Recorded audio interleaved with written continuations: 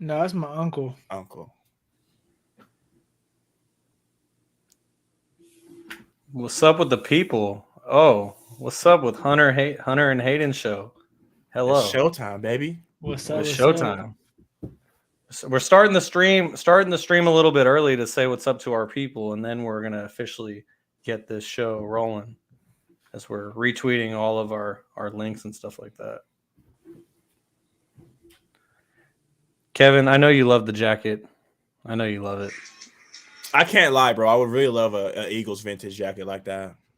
Yeah, the starter jackets are sick. They're tough. In general. Mm-hmm. Is that Reebok?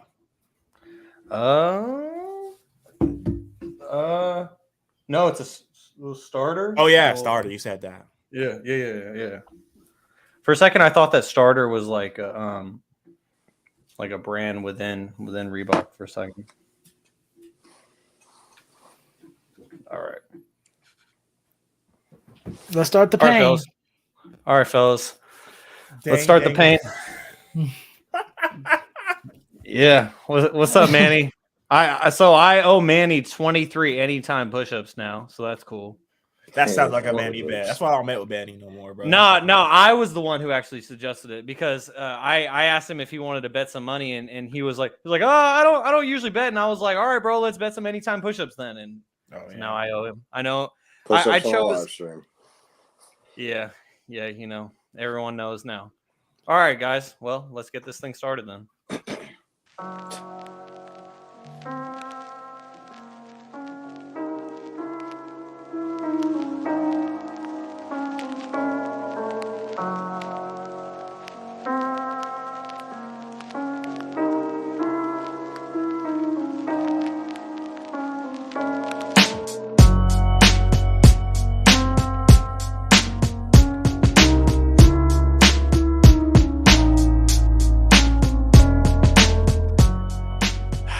Well, one of us is happy, one of us is neutral, and the other two of us are very, very, very sad on this latest episode of Stats Over Politics. What's up, everybody? As always, I am Shaun Holko alongside my guys Jaevon, Toddy, Kevin Dent, and Garry Singh. So, Jaevon, obviously you and I are the sad ones on today's podcast, but still got to rock. Sad. Super sad. Yeah, for sure. Thank you, Garry, for rubbing that in. I appreciate it. But Kevin, you did say last week, if the Eagles were to win, that you wanted to start us off with your own little intro. You know, I got things started, but let me just pass the torch to you now. For sure. Well, I don't know if you know this, Garry, but for every Eagles touchdown, we celebrate with a shot. So it was a lot of drinking last night. So we're going to go ahead and pour one for the San Francisco 49ers, man. You guys had a great run. You know, maybe next year. Kev, that was a good one. Let's get this show on the road. Okay, so got a couple names I want to shout out. Jaevon, Toddy, Shaun, my father, Kevin Dent Sr., my good guy, Kenny, my good guy, Keys, my cousin, Courtney, and his brother-in-law, Jonathan, my good man, Wesley. Are these all Niner fans? And the three guys that gave me $100. I told them I wouldn't put their name on the pod. I took their money. It's the last thing I'm going to do is out them like that. But, you know, I won't get too deep into this intro, but I just want to let everybody know Super Bowl jersey with the patch is in the mail. It's already on the way. Ordered in the third quarter. He said, get this show on the road. So, Garry, do you got anything to say here? I just feel bad for you guys, actually. You know, just the situation, how it unfolds. We're going to get into it. But, you know what? I ain't the type of person, you know, stomp on the grave today. You know, I'm going to let Kev just do all that today. You know, he deserves it. His team actually beat you guys. So I'm going to let him do that today. Don't worry. Keep going, Kev. All right. Well, fair enough, guys. So let's get this show started and let's not waste any more time because we will be going over the pain that was the NFC Championship game for Jaevon and I and the joy that it was for Kevin as we're going to get into the conference championship games. Start out with the NFC because that was the first game we saw on Sunday. Then we're going to get to the AFC. AFC was definitely closer. But that's an understatement. That was a bit of a stupid statement as well. Anyways, and then we are going to get to the NBA as the All-Star starters have been revealed.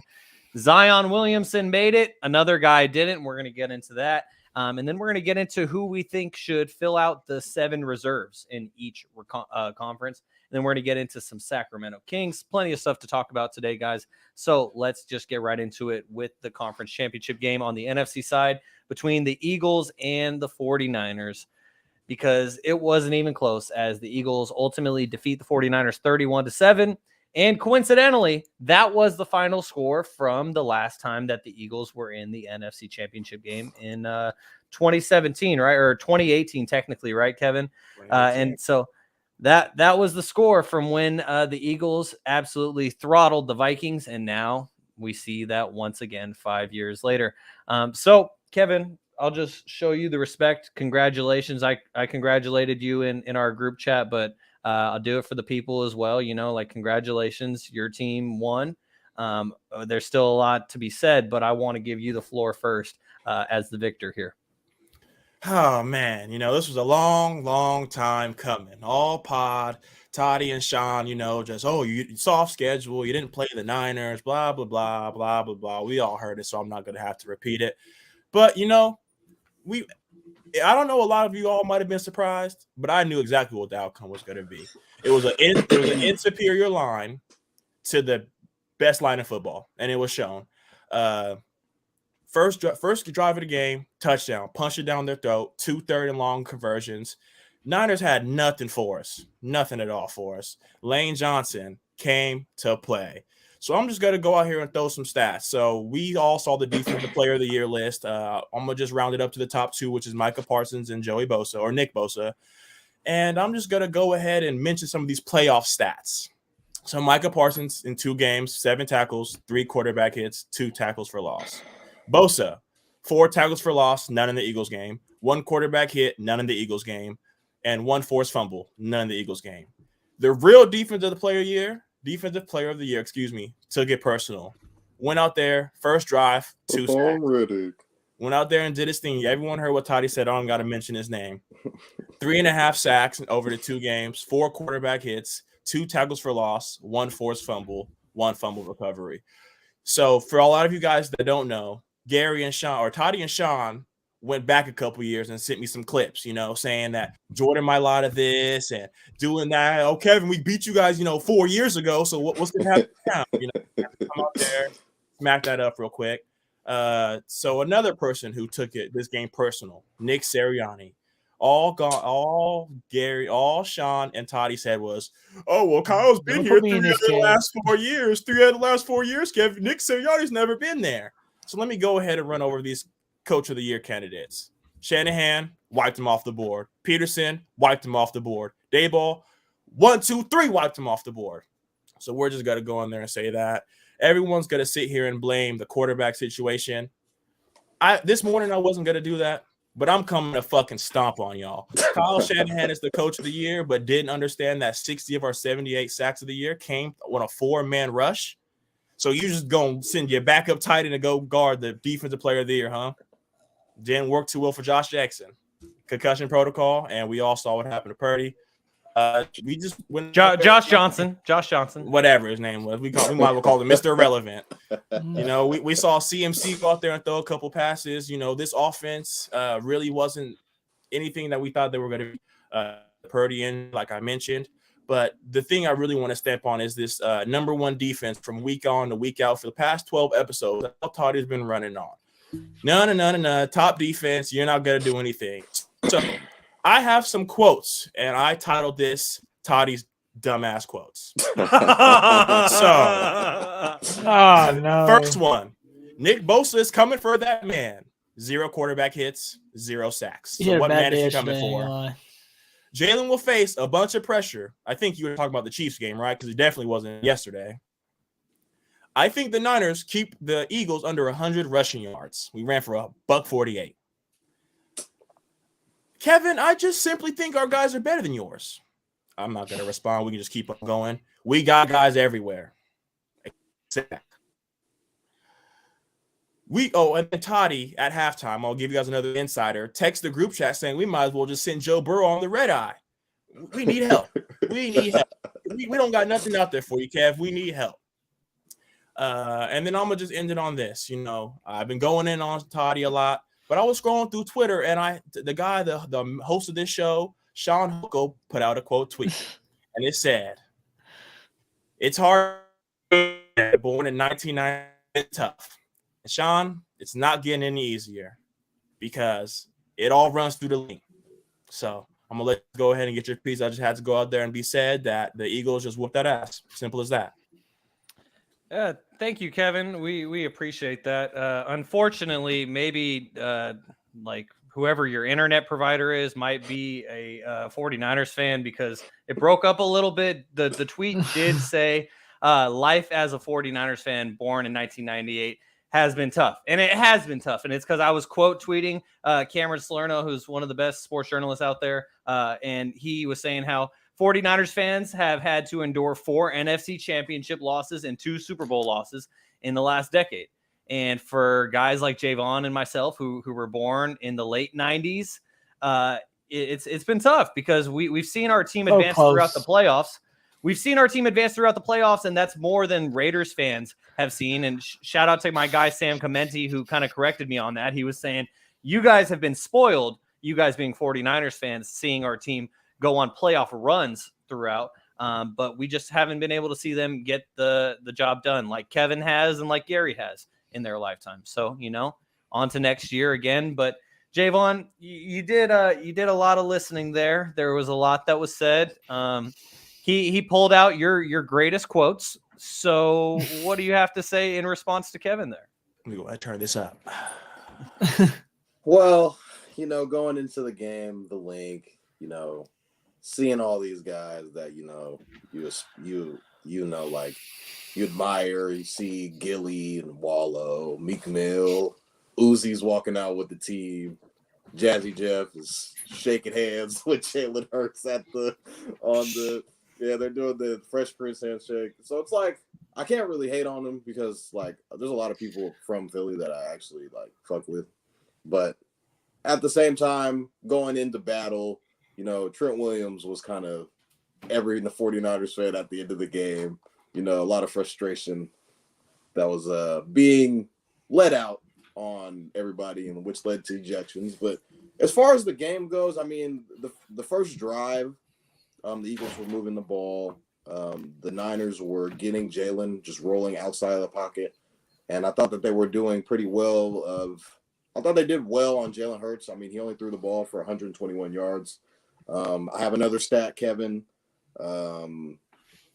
Let's go back here to win. Your star receivers, they had a total of 16 yards. Travarius Mooney Ward held, so it was a total of 6 targets, 2 catches, 16 yards total, and 1 pass breakup.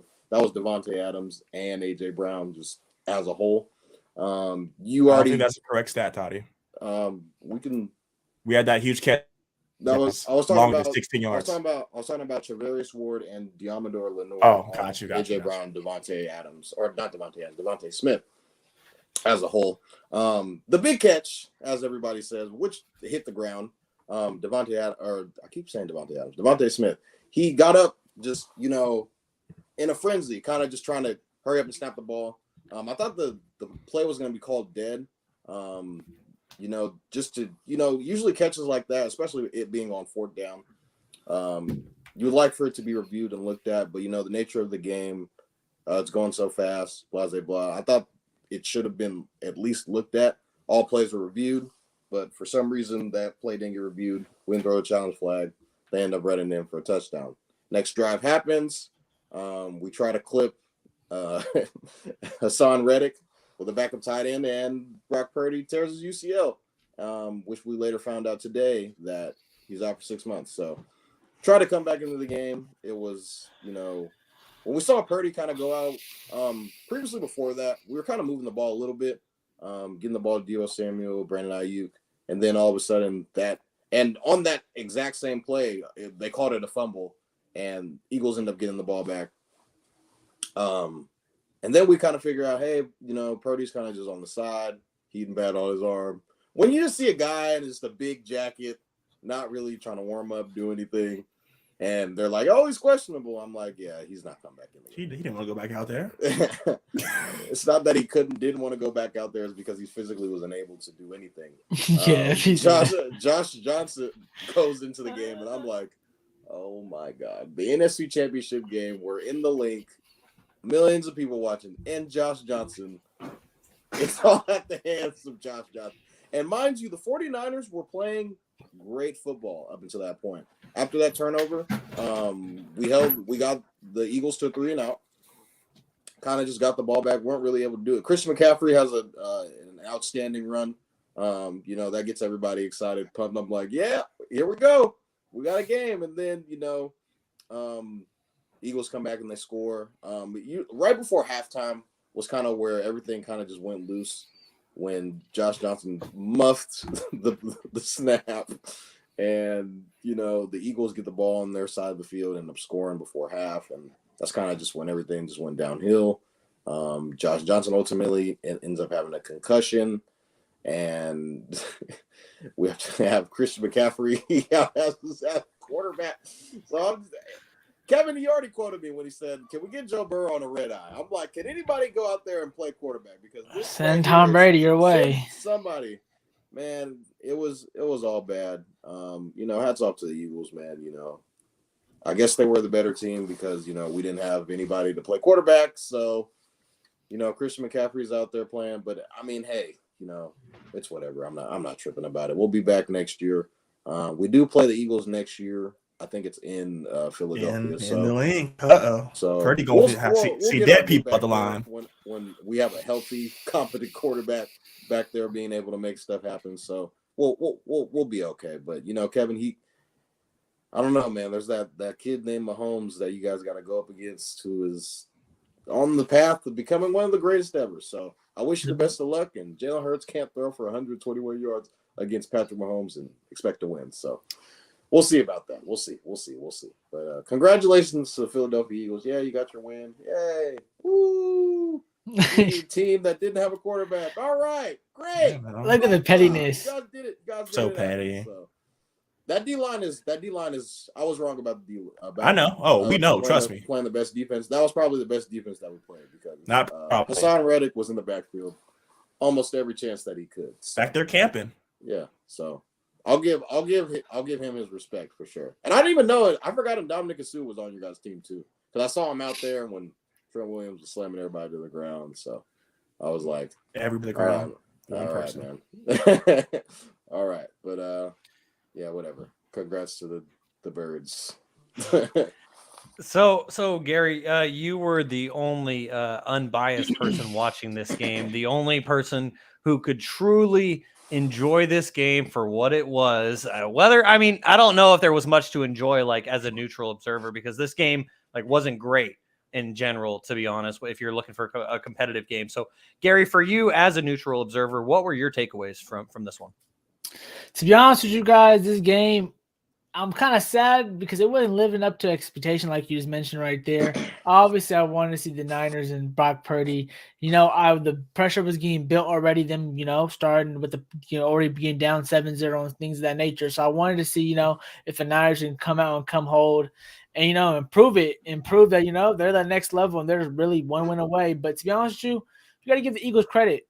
Kevin been saying the whole time, he's been preaching, I'm not going to lie, both of the trenches is where they've been killing it all year. And it's hard to say because no one wants to talk about the trenches when we talk about football. You know what I'm saying? No one wants to talk about, but you go to any team, any owner, anyone you talk to, they always talk about the number one thing is the line, offensive, defensive line. And both of those categories, the Philadelphia Eagles have been winning all year, so much so that Jalen Hurts doesn't have to throw that much to even making the big time plays. Even though I'm not gonna lie, Kev, he had a couple of those throws yesterday. I feel like he's still injured. You can pretty much see it because a couple of those plays at the beginning of the year, AJ Brown plays, stuff like that. He'd be right in he was a little bit off target in a couple of those, which I thought really could have put the nail in the coffin way earlier. Kind of even made it more close one of 7-14. I was like, why is this even 7-14? This doesn't even feel like it should have been, but they still got it done at the end of the day, and they did what the Eagles should have done in that situation where basically dominated because literally you guys had no quarterback. I'm not gonna lie, second half was like, all right.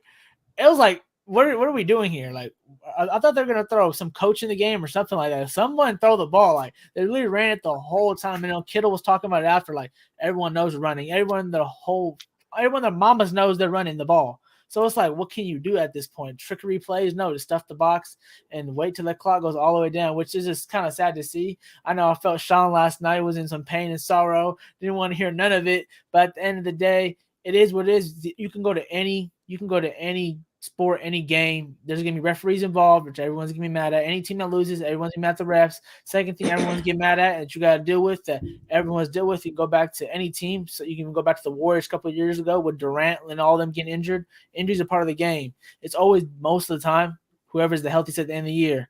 And again, the Niners got bit by the bug at the end. You got one good thing you guys can look at. You guys do got a good team going into next year. We'll see what the quarterback drama. You guys, I've been telling you guys, I don't know if you guys want to hear it today or maybe later on. Mr. Brady should be walking to that building for that 1 year. He doesn't get injured, y'all. I'm telling you guys. I've been saying this for a while now.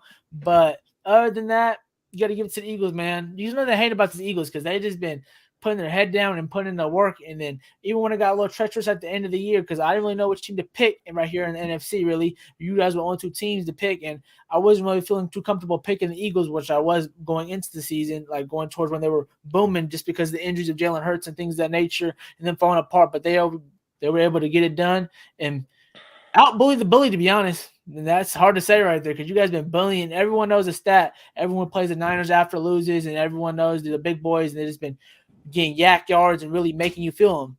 Eagles made them feel them too, so you got to give them the credit where credit is due.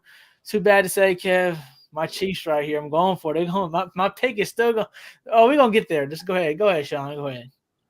You know, man, Gary, you just set me up perfectly there. You just threw me a little lob because that was my favorite stat from this season is no matter if the 49ers won or lost the game, the following week, the team that they just played lost every single time.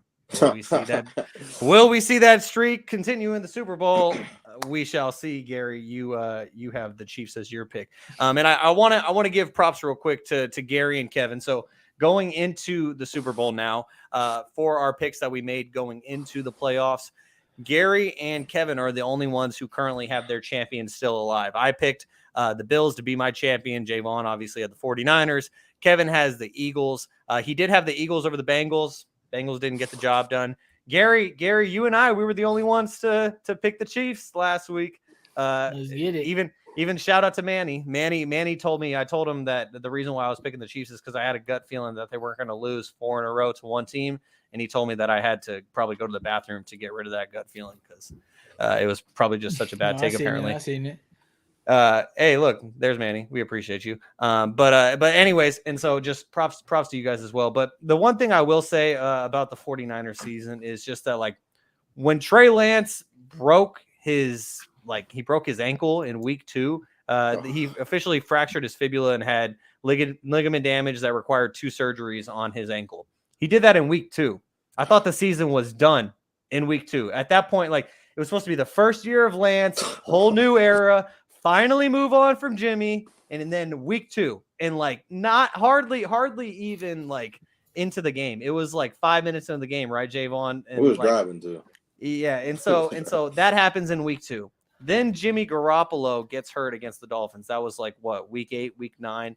And when Jimmy got hurt, like I was in Tahoe skiing in December. Yeah, when he broke his foot, I was just like, you know what? The season's over. There's no way that the 49ers will go anywhere with this guy named Brock Purdy.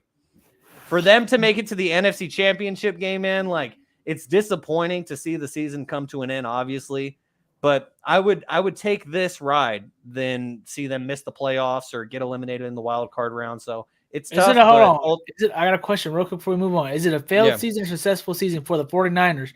Don't make it like my season. Steelers, no one thought we were going to make the playoffs, and we didn't make the playoffs. So we ended great. It's a successful season. Obviously, we won the Super Bowl and all things of that nature. Expectations are based on, what you do, but we thought we're going to go in. So what did you guys think? What was it, failed, Vaughn? I better hear failure right now. It's a failed season. Simple. We overachieved the fuck out of this season. Oh, my God. I don't know what you expected, Gary. Last week you're talking about Brock every Purdy is 49er a fan. Every time I talk to them, labeling every single weapon they got, every single Pro Bowler they got, naming the coach, the defensive coach. And what I've been saying to you this whole time, man, what I've been saying, the quarterback. Did you expect us to go through 4 quarterbacks and still get to the NFC Championship game? If you had game? one great guy who stayed healthy, which you knew this season, you guys knew this season before the season started, training camp started.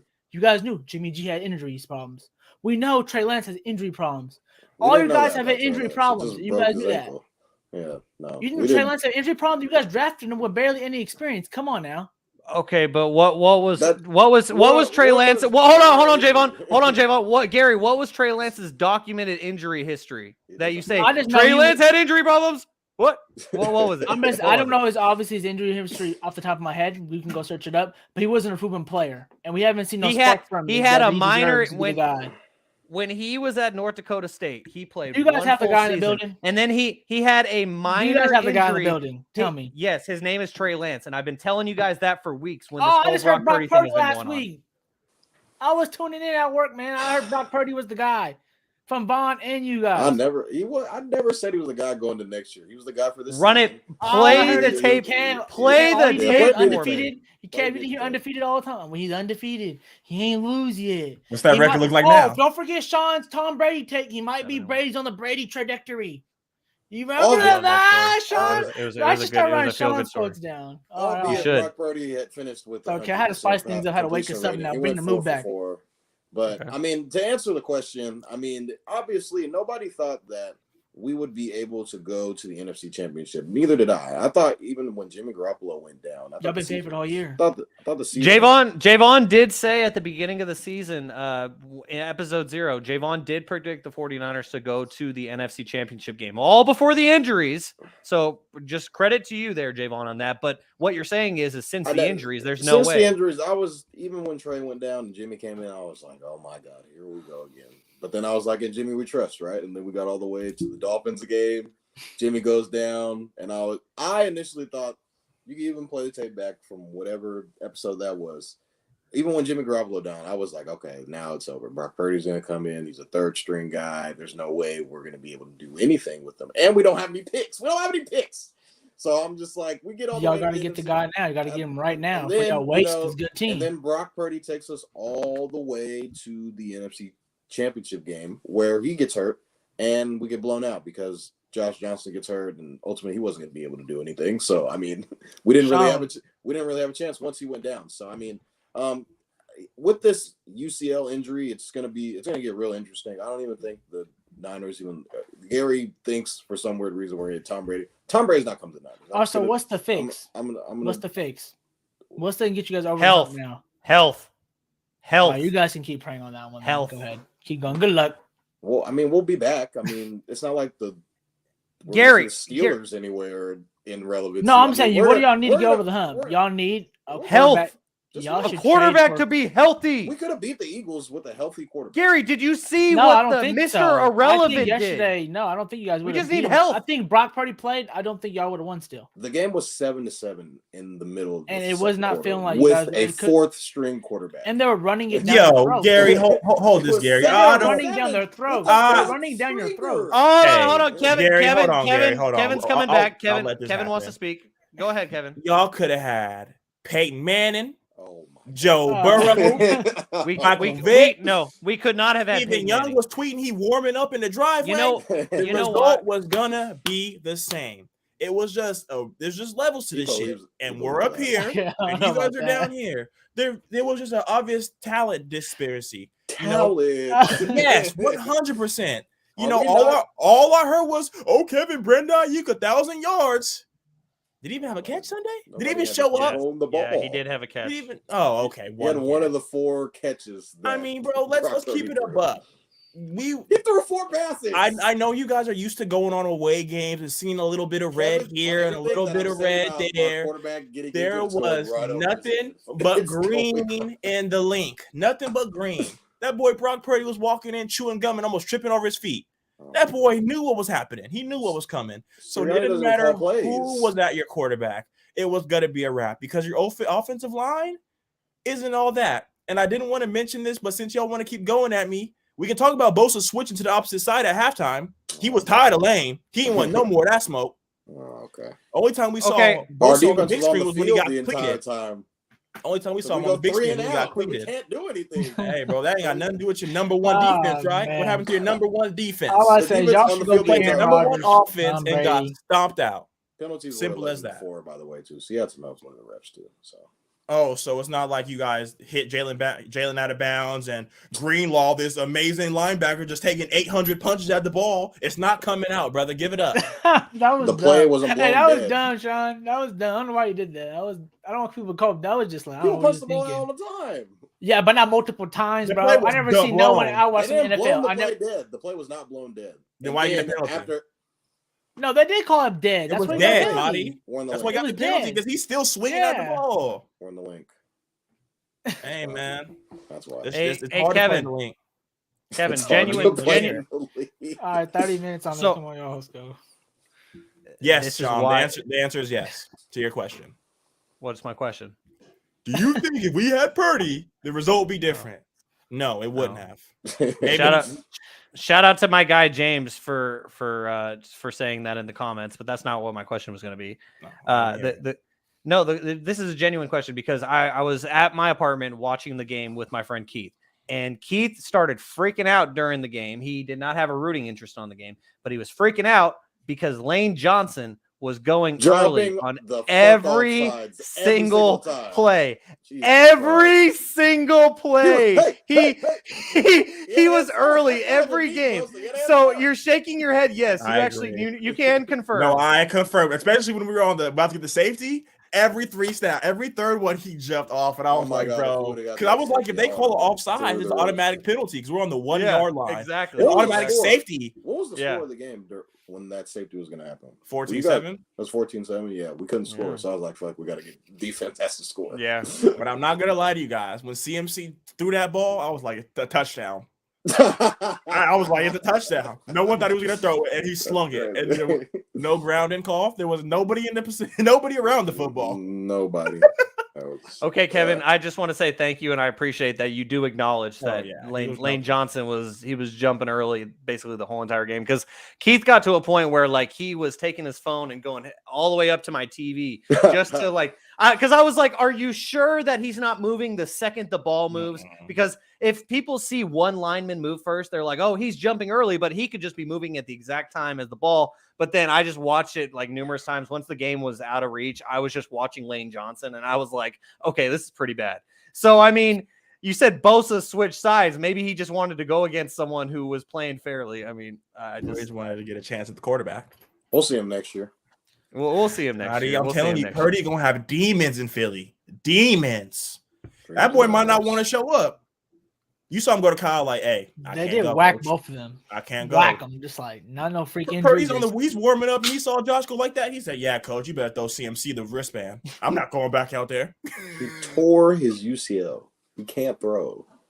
He punched that football though. He could have just been doing that all night. All right. You could have tried. All right, Patrick fellas. Mahomes' little underhand.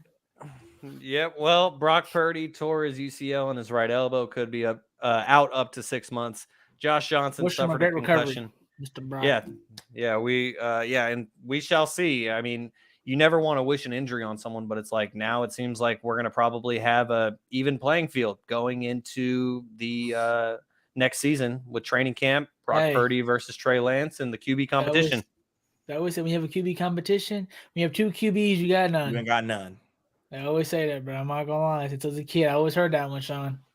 Yeah. And I just want to give a quick shout out to the Sacramento Kings, who just wrapped up a 118-111 win in overtime against the Minnesota Timberwolves.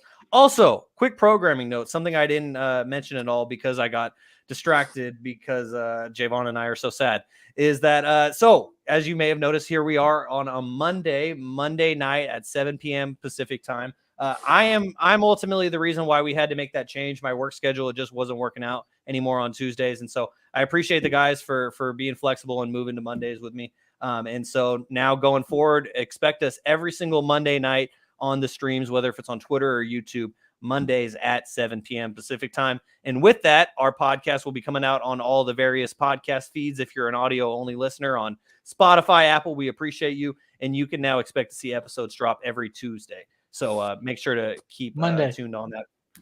No, it's Mondays for the live stream, but it's Tuesdays for when the episodes show up on Spotify and Apple and all that. So make sure to keep locked in. All right, guys. So episode number 12 of Stats Over Politics. And I just realized that we didn't have our little logo in the corner this entire time. So shame on me for that. But anyways, now let's get to the other game in the conference championships. And this was the Chiefs beating the Bengals 23-20. Garry, I'm going to start things with you because other than myself, you were the only person on this podcast to pick the Chiefs, but you weren't here last week, but you made sure that we let the people know so the record was clear. Garry picked the Chiefs because he has them winning it all. So what were your takeaways from this one, considering Patrick Mahomes' ankle sprain? Patrick Mahomes, baby goat, played on one leg, you mean, basically. But I have had broke my ankle twice. And this man is literally, that's probably worse breaking ankle. It's way easier to recover and get better. He's playing on a basically half broken ankle, high ankle sprain, whatever you want to call it. When reportedly he did not get shot up to play, and make it easy for him. And you can kind of tell. And everyone thought the magic was going to be there. But, man, the magic is mainly all in his arm and just all in his body because, man, he was cooking in all different ways, making clutch throw after clutch throw. And you got to give it to the Bengals, man. This game right here, it was a little weird game. Like I said, I think I mentioned the week before, it's going to come up down to defense. Defense is going to win these games right here. And both of this defense, it was kind of weird game in the sense of like every time I look up, I feel like it's like second and long, third and long for both teams. But the quarterback just kept making plays to keep the drives alive. And you just got to give the defense of the Chiefs credit. They made it. The bank made Joe Burrow dance all over the pocket. The first 3 sacks in the game, you could just tell Joe. One of the best people who can handle this was Joe Burrow, who has been dealing with this offensive line issue all year, even going back to last year. So he's actually someone who could deal with this. But at some point, the dam's gonna break, and it broke yesterday. And it was just so fun to see. That I don't know how the tide switched so quick. I was wondering too, like how the Chiefs become underdogs already after we have a guy who just came off an MVP season, has won 2 MVPs already been Super Bowl, been to the AFC Championship the 5 straight years, and they're the underdog at home. It just wasn't making no sense to me. I already mentioned it before, losing 4 times just didn't sit right with the type of greatness Patrick Mahomes is, and it's just really been Chiefs are starting the dynasty, and it's obviously sad to say because I'm a Steelers fan. Obviously, I want my AFC team to do good, but I love to see the greatness of Patrick Mahomes. I just love how you can just tell, like, you know what? Everyone keeps saying he's the baby goat, obviously, just jokingly because he's starting off so great to his career. But it's really in the sense of that, like, he got like Tom Brady and Aaron Rodgers kind of mixed him. Like, he got obviously like the smarts. You could tell this year he really went smarts. Look at yesterday. There's no big guys. There's all the 3 receivers go down in the middle of the game, and he's throwing to anyone no clue who, and he's over making magic happen again, play after play, stop after stop, making clutch throw after clutch throw, and made it happen. So I don't know what else to say about these guys. You got to give up to the Bengals. They showed out. They didn't play a bad game at all. They just sad to say, but these games come down to when there's so much greatness on field, small things here and there. Mental mistakes, as you can see by the Bengals made on that hit on Pat to push the field goal a little closer for the kicker. But at the end of the day comes nip and tuck. Hey, and Joe had his chance. He had 2 minutes tied up to go win that game, and he couldn't get it done this past time. Not to say he's not clutch. He's done it. He has plenty more times to come. But yesterday, Pat showed you why he's the man. He's the Heemster. He's the Heemster. Oh my god. Okay, that was a good one. So Kevin, for you on this one, this is the team that your team is ultimately going to be playing in the Super Bowl now with the Chiefs. We should be a little scared, Kev. Make sure you have the appropriate learn real quick. We should learn something from the Bengals and Chiefs game. Don't talk prematurely. Don't give too much bulletin material because it will be used against you. Yeah, my favorite moment from this game was after when Travis Kelce gave a quick shout out to the Cincinnati mayor, where he just told him, "Know your role and shut your mouth, you jabroni." What is it?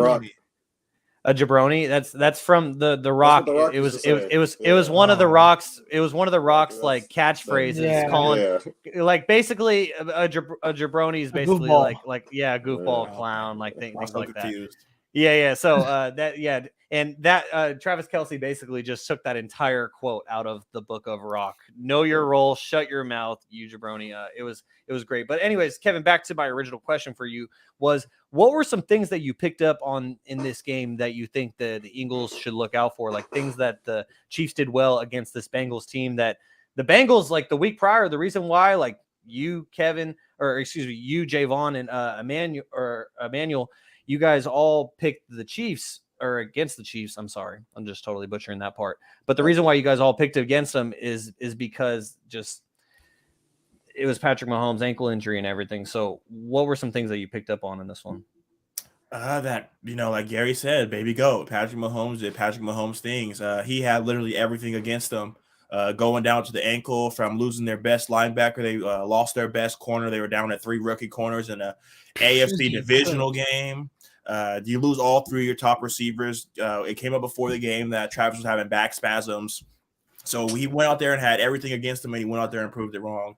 I wouldn't say we took away too much because honestly, I believe if they don't make that bonehead penalty at the end, we finally get to see what the overtime rules look like and the newfound overtime, which is I was rooting for. I definitely wanted to see it. Both of them get an opportunity to do it and kind of see how that played out. But the offensive line really stepped up.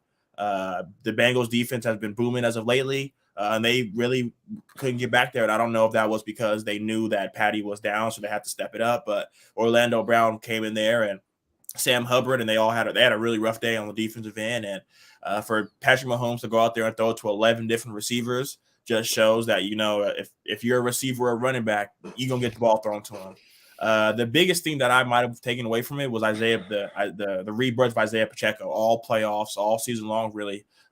Everyone last year said that they didn't really have a run game, but now Andy Reid's really been getting Isaiah Pacheco into it. 7th round draft pick, by the way. Didn't really even know who he was, so I saw number 10, thought they got Tyreek Hill back. But, he's out there, and the run game is efficient. Him and McKinney in that backfield are doing a lot. So that's definitely one thing that we're going to have to take into the Super Bowl. But it really just depends on the health. If his weapons are hurt, I just don't see 3 practice squad guys going out there and beating us. So it really all depends on health. Garry, you kept asking me, what do the 49ers need? I mean, to me, it all comes down to health. And Kevin said it perfectly. We always need health. Greatness sometimes overcomes health. We just seen that.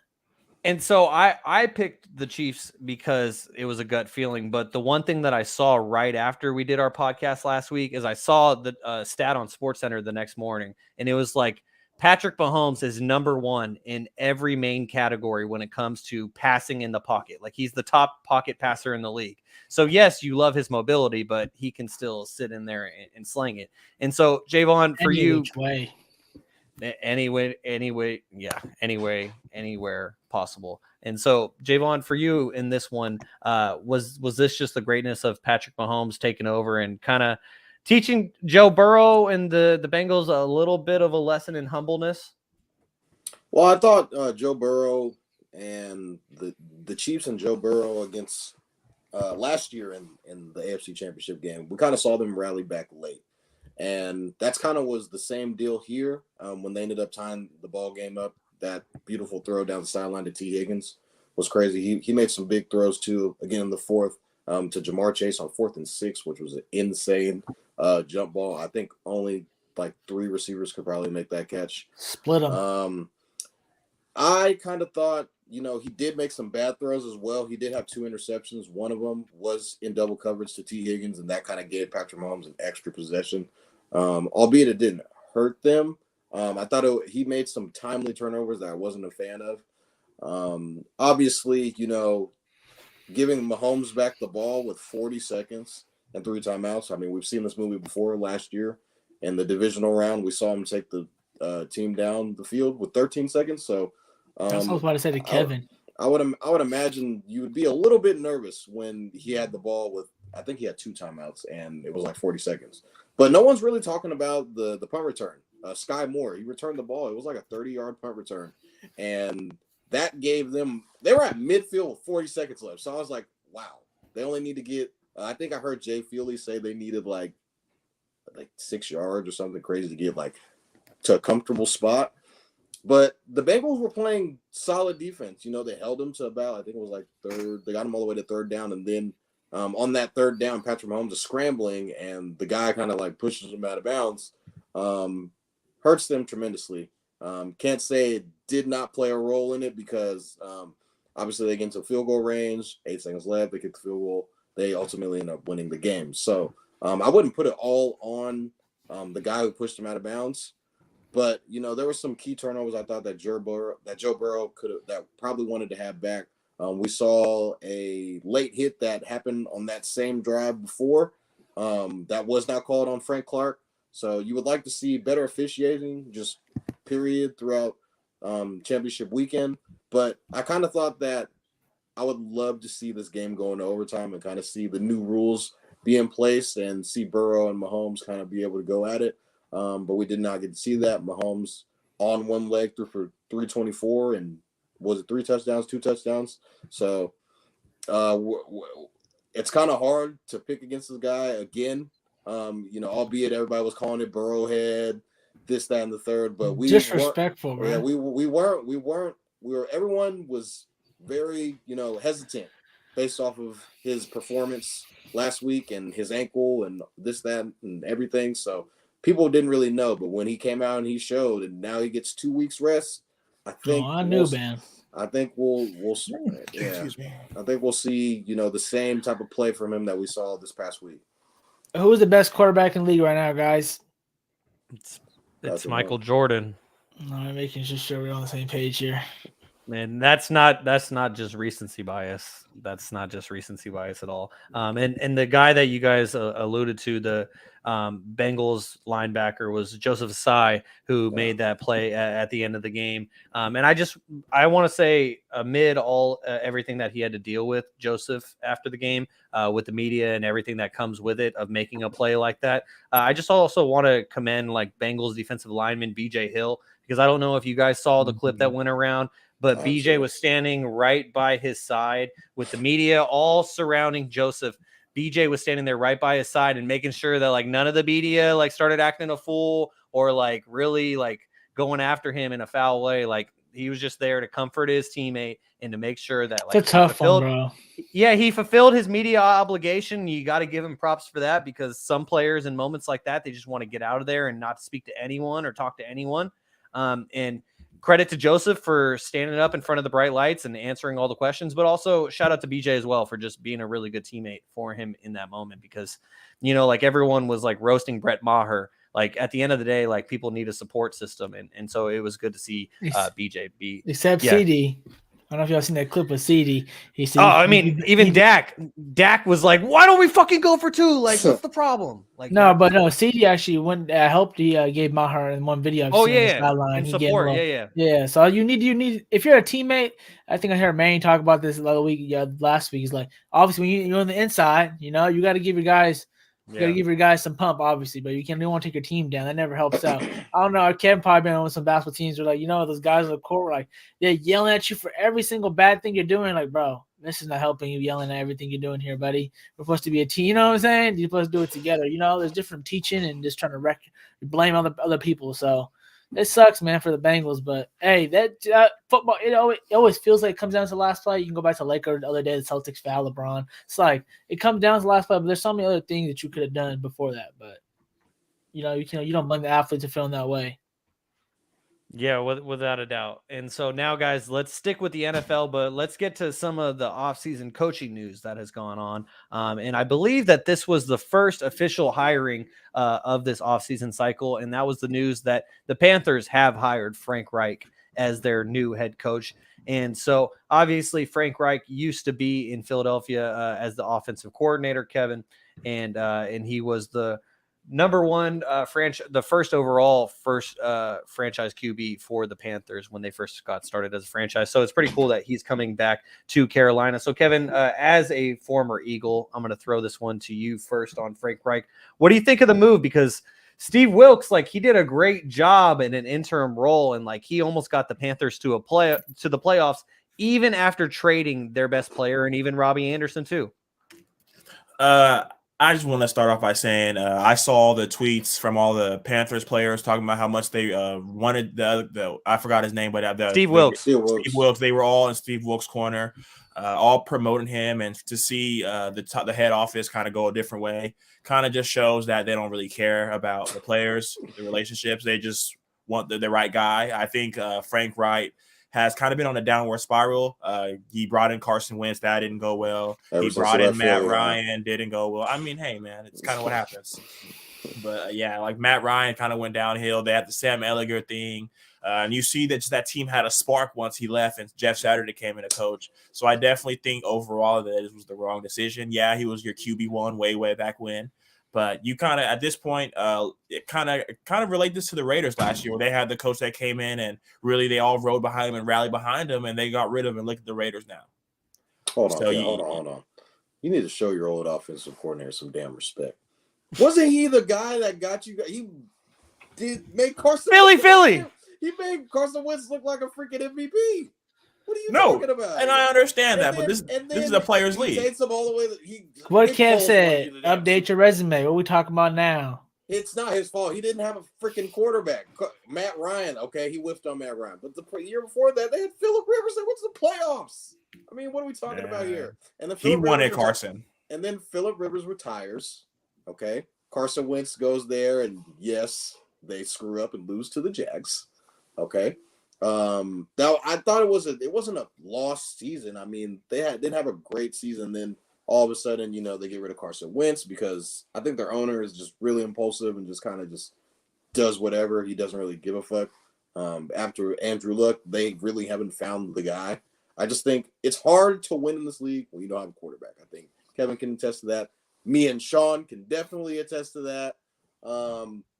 Garry, obviously. I mean, just you can look around the league. If you don't have a quarterback, you're not going to be able to win. You can't. It's hard when you don't have somebody to be able to do it. And now, the Colts thought they should go another round, hire Jeff Saturday and do that. I think now with the Panthers getting Frank Reich, I think he's going to be able to get a little bit of the reins a little bit and be able to kind of just, all right, we don't have a quarterback, but we do have a high draft pick. So I think he's going to cook a little bit, be able to get a guy in the building, maybe a CJ Stroud as Shaun and Kevin. Be gone by then. Their guy.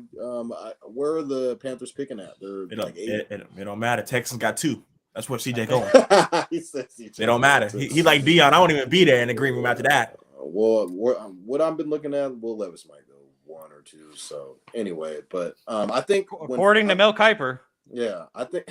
Who the hell is Mel Kiper, right? So yeah, but I think Frank Reich's going to be able to draft a QB, kind of mold him the same way that he was able to mold a Carson Wentz, and maybe the Panthers will be able to make some noise this year. I don't think, obviously, Sam Darnold's going to be there, but he's not the guy. I think the Panthers, maybe even in free agency, they try to go after a guy, and I think if Frank Reich has a solid quarterback, I think the Panthers will be a solid team. Okay, Garry, how about you? What do you think about this move for the Panthers? Kind of what I just wanted to preach from my uncle was preaching some real things real quick on you. That comment, like they keep recycling these guys, which it's sad. Like you gotta, what I'm saying, give some other guys opportunity. We're still waiting for a whole bunch of guys who've been waiting in line forever. The enemy. I was just about to say that next. Literally, there's so many been guys waiting like 10 years. You can go down the list of some people waiting. So like, not a bad place to wait though. Exactly, it's not a bad place to wait. Not a bad place to wait. If you're gonna wait anywhere, it's the perfect place to wait. To be honest with you, but just keep winning. That's gonna it solves everything right now, right? But that's the main focus. You know what I'm saying?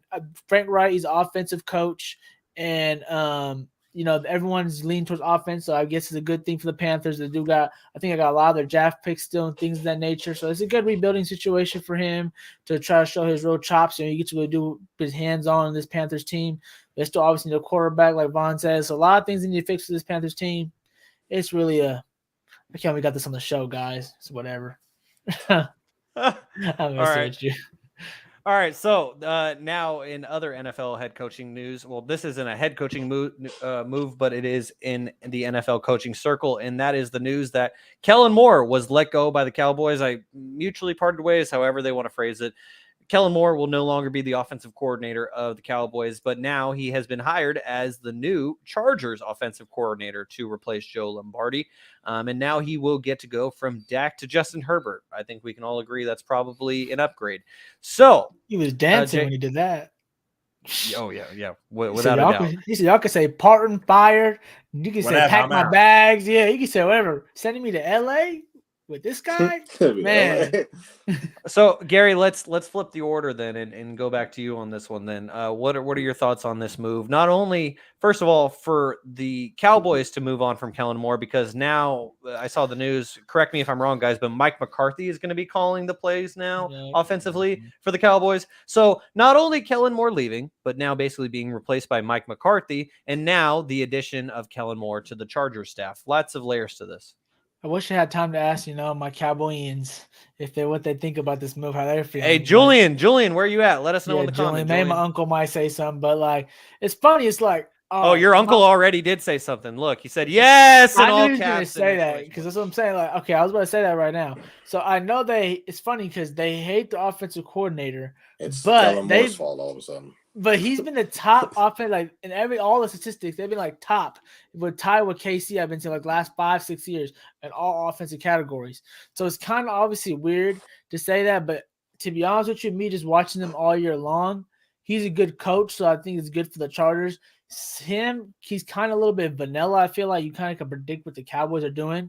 So, I mean, I would maybe take that more towards because maybe Dak, like we said, maybe they're not getting it done. Maybe the players aren't getting it done. So I do feel like sometimes it's a little more simplistic. But, hey, Chrissy can't stand him. But, hey, I'm not going to lie, though. I think that, you know what? I have so much belief in Justin Herbert. I'm just happy that he got someone that maybe can help him and help him flourish and help him get better and get them more deeper into the playoffs. So I feel like this conversation between Burrow, Mahomes and Josh Allen should be Herbert in that mix too next year. I feel like those four should be the ones fighting to get to Super Bowl next year. So I really hope he can turn around and help them do a little better because, man, they got a lot of offensive weapons like you already mentioned. So I think it's good for Justin Herbert just to have someone new and refreshed, and that can really help him get to the next level. And I think Kellen Moore can obviously do that. And you know what? Who knows with the Cowboys? You can't tell. That's part of the Cowboys. You can't tell if they're coming out tainted or if they're coming out, if it's good coming out. You don't know. Can't tell what they're baking. It might be burnt on the bottom. You don't even know. So, Kevin, obviously, this is one of your biggest rivals, if not the biggest rival as a Philadelphia Eagles fan. So I kind of want you to focus on the Cowboys end of this, but what were your thoughts on this move? Just like Hunter and Hayden, the Hunter show on the comment last show, this just shows that this is McCarthy's last straw. They got rid of the OC. They didn't McCaffrey. He had as much shit as everyone talks from. He's came in there the past 2 seasons, 12 wins, both playoffs, and they're able to win a playoff game. So it looks like his trajectory is going upwards, but his job's on the line. He's gonna have to call the plays now, and we saw, like Garry mentioned, the past few years, they've had that top offense. Besides the year that Dak went down, they've had a top offense in the league every year. So just to put this on the Chargers side, everyone saw in that playoff how the whole second half, all they got was 3 points. The offense just hit a brick wall.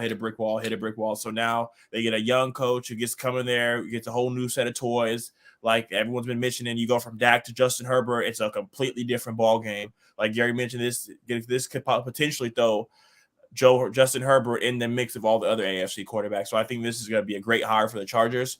From a Cowboys standpoint, I definitely think they're going to start falling off on the offensive end. And Dak had to sign off on this. So someone has to take the fall, and I'm all down for firing the guy who decided to put Ezekiel Elliott at center. So they're trying to scapegoat, though. It's like, definitely. But when a team hires you so quick, it's like, okay, was everyone in the league obviously didn't think he was much of the problem. So it's kind of like a little weird situation. Obviously, Dallas fans like my uncle, they got to blame somebody. They want to blame Dak, but, they can't blame Dak just yet. They ain't kicking him out just yet. Yeah, Jaevon, so before I get your thoughts on this one, I just wanted to mention this stat that I saw today on ESPN when it came to Kellen Moore as the Cowboys offensive coordinator, the way that the offensive ranked. So starting in 2019, the Cowboys averaged 26.7 points per game, which ranked 4th in the NFL. 2020, they had a down year, 23.4 points per game, averaged 18th, okay, right in the middle of the pack. These last 2 years, 2021, 27.5 points per game, that's 3rd in the NFL. This year, 4th in the NFL with 26.4 points per game. So 3 out of 4 years, he led them to a top 4 offense in the NFL. It's not damn bad, isn't it, Jaevon? I mean, you guys don't want to blame Dak, who they paid $40 million a year to. Don't want to blame McCarthy because Jerry Jones loves Mike McCarthy and his job's safe and all this other stuff. Kellen Moore, a couple years ago, he was in the running for numerous amount of jobs. People thought that he would take over for Lincoln Riley in Oklahoma, thought he was going to be able to go and just be a head coach somewhere else. On the Chargers side, I think this is a very cheap alternative for them, just because their owners are notoriously known for just being cheap. And I mean, they share a stadium, for Christ's sake, with the Rams, and they more so sublet. They don't even share that. That's all Rams right there. People were saying that Sean Payton should have been going to the Chargers, and Sean Payton was asking for 20 to 25 million a year, and they're like, "Oh, hey, hold on now, it's a little too much. Well, we'll get you guys Kellen Moore. How about that?" So, no shade on Kellen Moore. That is, I think he's a great young coach. I think this could be what's his name? Staley's will probably be his replacement for years to come if they don't start winning. So he'll be the offensive coordinator for now. I wouldn't be surprised if down the line he ends up becoming the head coach. So this will definitely elevate Justin Herbert's game, and Staley's like, can't blame me now because we got an offensive guy and I'm the defensive guy. So we just got to the playoffs. We're gonna look at the defense now, which hasn't been good. Yeah. So I mean, I think Brandon Staley should have gotten fired, but I think this is a great hire for the Chargers, and maybe later on down the line, I think Kellen, if Brandon Staley kind of continues what he keeps doing, and that's not being a good coach, Kellen Moore will end up taking over. Garry, real quickly, what's the name of your uncle that manages the Hunter and Hayden show? Manny. We got 2 Mannys in the building listening. Oh, okay. We got 2 Mannys. Okay, well, so well, this is easy. Uncle Manny. Shout out to Uncle Manny and the Hunter and Hayden show. And so Uncle Manny mentioned a great point, just saying that Jerry hates to admit he made a mistake with anything. And the reason why I wanted to highlight that comment specifically is because when each of you were giving your responses about the Cowboys and like what's going on with the Cowboys, all that, every time I just kept thinking of Jerry Jones. You guys were saying like they and them and the Cowboys, and the entire time I could only think of one person, no one else. Like this is all like when you're saying, oh, they don't want to move on from Mike McCarthy. They don't want to admit that they shouldn't have paid Dak $40 million. I just kept picturing Jerry Jones. But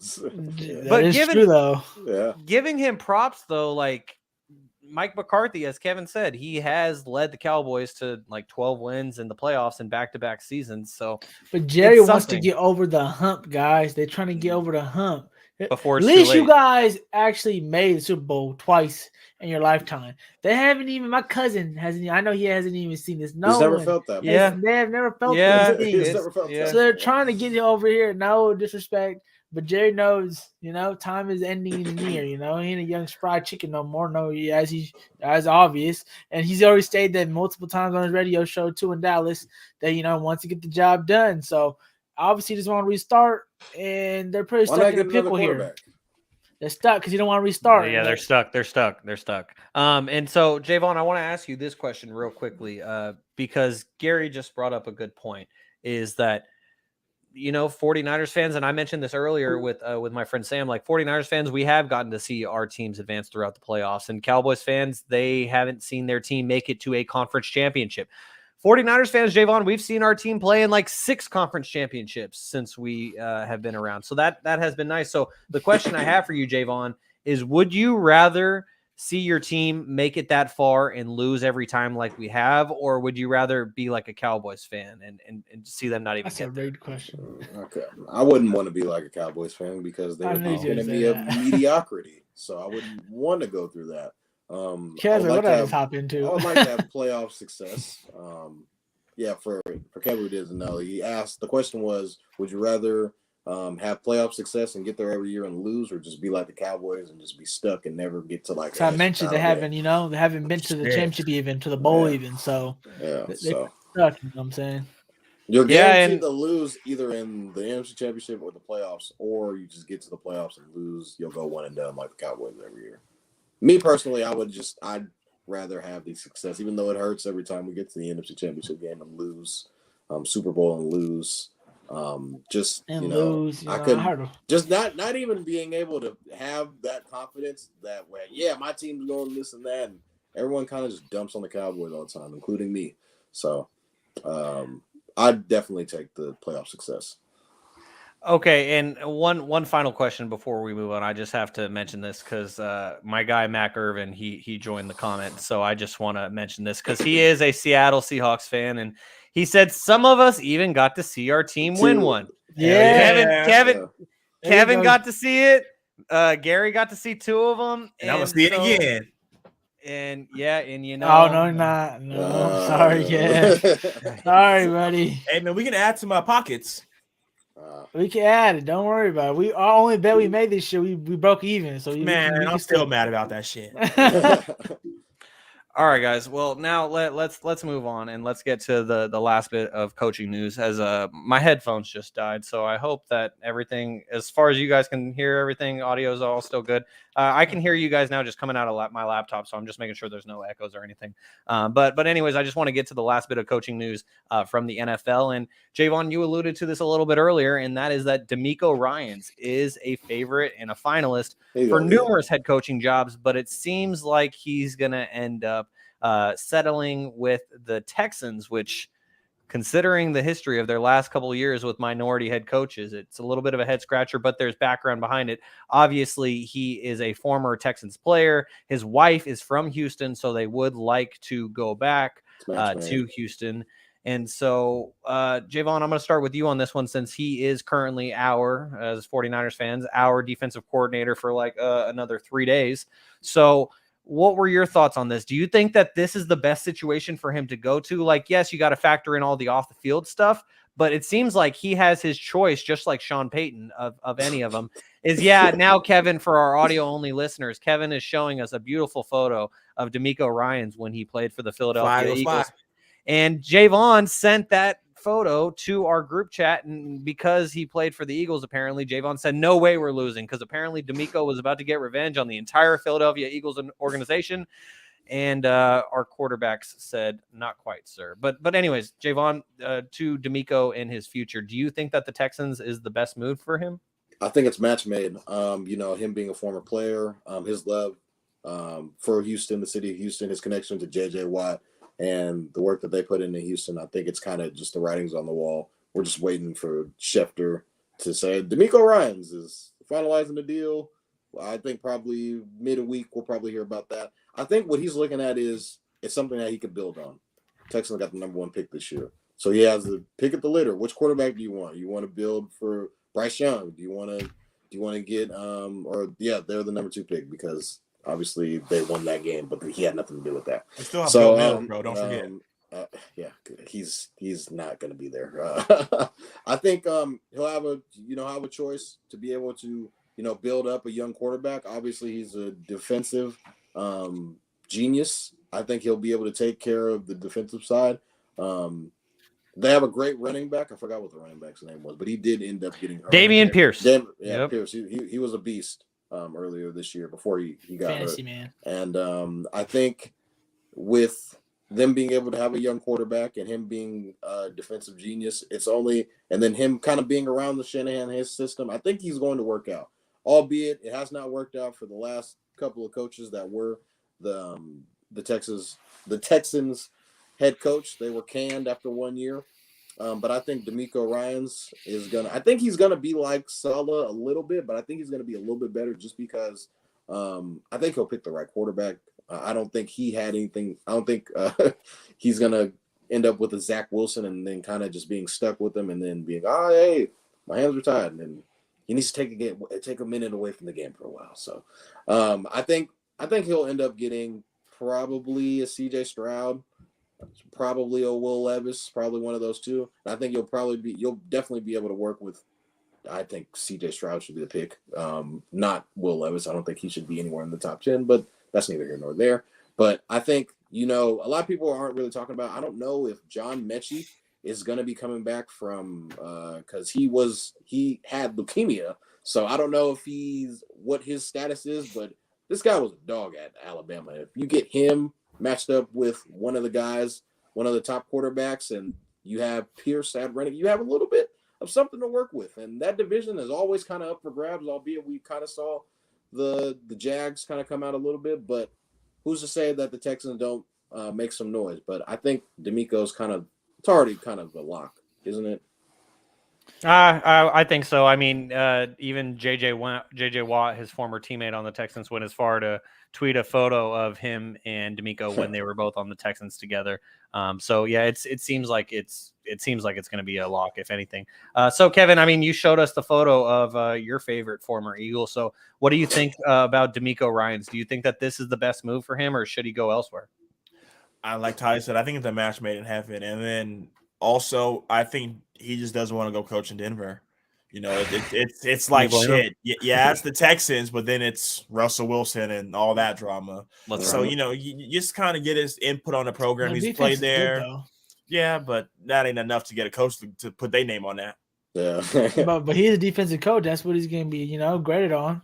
But I mean, back to the DeMeco Ryan, I think it's a match made in heaven. He's played there. He has the memories of actually winning some games. When he played with D-Hop and JJ Watt, they were actually relevant. That's when they were making championship games. I don't know if he was on the AFC Championship roster. He might be retired by then. But the history of the Texans that he knows, and the history of the Texans now are completely different. And I feel like a coach who's been there during the glory days is someone that showed players that he did it.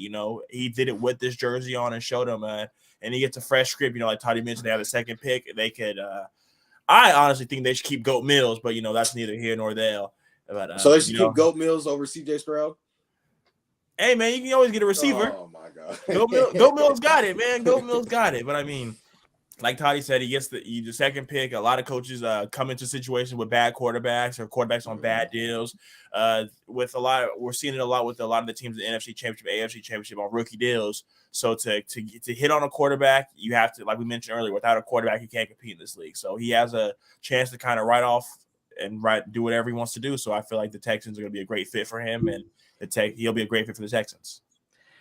All things considered, Garry, I do understand how it could be a perfect fit for DeMeco in this spot. But, I mean, like we briefly talked about earlier, you got a guy in David Culley who he never had a head coaching opportunity in the NFL before. And that ended up being but he was also kind of a last minute hire because they had other targets that ended up going to better jobs and stuff like that. And because of the unique circumstances, the whole situation was fucked too. Yeah, the Shaun side out. Yeah, it was all bad. Well, yeah, but even just back to the grander point of just like, we were talking about Steve Wilks earlier and the fact that like Frank Reich is now being recycled and now he is the Panthers head coach, when a guy like Steve Wilks, who, yes, Steve Wilks technically would have been a recycle if you want to count it that way, because Steve Wilks had one previous head coaching opportunity before, but it didn't go great in Arizona and he didn't get much of an opportunity. So anyways, like the thing about the Texans organization is just that, like, the fact that they have a guy in David Culley who's a minority head coach, and like they have their token minority that they hire to satisfy the Rooney Rule, and then they don't even give him a chance and they fire him after 1 year. Then they bring in an experienced head coach in a LVII Smith. Maybe LVII Smith isn't the best option out there, but he was an experienced head coach who you decided to hire to come in there. And then you don't even give him an opportunity to try and take it into next year. He won that game on purpose. They almost beat the Cowboys. Did they beat the Cowboys? No, they almost beat the Cowboys. They almost beat the Chiefs. There were numerous games that the Texans were in down the stretch, and LVII Smith had that team playing well, and then they did that shit to him. And maybe he won that game on purpose because he knew he was already about to get canned, so he gave him the middle finger on the way out, and props to him because that's exactly what anyone should do in that situation. But for me, as a fan of DeMeco Ryans and seeing his rise from coming into the NFL as a beginning head coach, I think his first job as a coach in the NFL was like as a quality assistant coach, like a linebackers coach or something. Something like that. He did come up as a linebackers coach before he became the defensive coordinator. But I'm a little concerned that I don't want to see a guy like not Lovie Smith, but DeMeco Ryans go in there and see what happened to him, what happened to Lovie Smith. And and as Max says, like they only hired Lovie because they couldn't hire Josh McCown because apparently journeyman quarterback Josh McCown was the guy, Jaevon. Yeah, he did not want to be that coach, I don't think. Yeah, so Garry, all of that to be said, I'm sorry I kind of just went on a rant there when I was just trying to pose a question to you on that. But like, is this the right spot for DeMeco? I was just gonna say too, preaching what you were saying there. I just literally went down by the Texans schedule while you were talking real quick, and there was 10 games that they had literally less than a touchdown within winning. So like obviously, like you said, Lovie Smith, I think deserve a second chance. It's hard to say because nowadays they flip coaches so quick, like patties after a year. It's like we're still paying like the last 3-4 coaches. You keep recycling coaches every year. That just shows first up top the hierarchy don't know what they're doing, don't have a plan in place. Culture's obviously not set yet because you wouldn't be flipping coaches if the culture's already set with the right type of environment. And the funny thing is, like we all mentioned before, this team should have been down in the gutter more than they even were. But if you bet on this team all year, probably Vaughn, you probably got some good odds because they're probably in double digits a lot of these games. 10 games, I just told you they're really within a touchdown. They probably ruined a lot of parlays. Exactly. So it's like this is a type of team where like they got some young talent, and this league you can become from the bottom to the top real quick if you can hit on a draft year. You can hit about 6-7 picks. You know what I'm saying? The consecutive years and things of that nature. You can really flip it around. It's not like the NBA where you're waiting on one star for 10 years to flip the whole thing around. You can just get a group and hit one draft and be real solid. So in that case, anything can happen. I would just say I obviously don't follow DeMeco Ryans as much as you guys as Niner fans. But obviously, he had the Niners defense really clicking on all cylinders this year and the last few years. So you know what? Give him his opportunity. Hopefully, he can flip it around. It's gonna be tough because I ain't gonna lie. Like I said, they were supposed to happen. Kev, they were a little early. But the Jags team is ready to go and lift off next year. And I'm not going to be betting against the Jags next year. I didn't bet against this year. I just thought they were going to wait a year. So it's going to be very tough for anyone really to do anything. So that's the sucky part too. Like at least you know what? They give a minority a coach, an area or a place where you can call home where he actually had the chance to have a good quarterback. Like you said, they got a second pick. So hopefully they could pick a quarterback for him because you had like at the end of the day, the teams matter. The best team, because a lot of you can tell the best two teams probably were the Niners and the Eagles.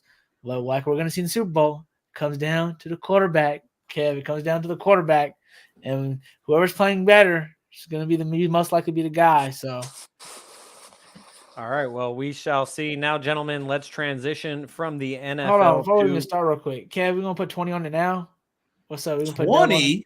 For the pod, we can talk about more later, obviously, but you know what I'm saying? You better said I don't make those child bets. You better have a blue stripe next time. Oh, you're right. I thought last week you tried to bring a blue stripe. I heard you couldn't bet that much. I watched the pod. You didn't want to bet too much. Dude, I get it though. Now you're up on money after this week. I had 4 bets before the game was even set. I had dudes calling me, bet me when you guys played when the Niners played the freaking Cowboys. People were making bets with me. Kev won a lot of money on Sunday. I want to say Kev won a lot of money now because before I remember him saying last week he said I just came from Paris, guys. Come on, give me a break.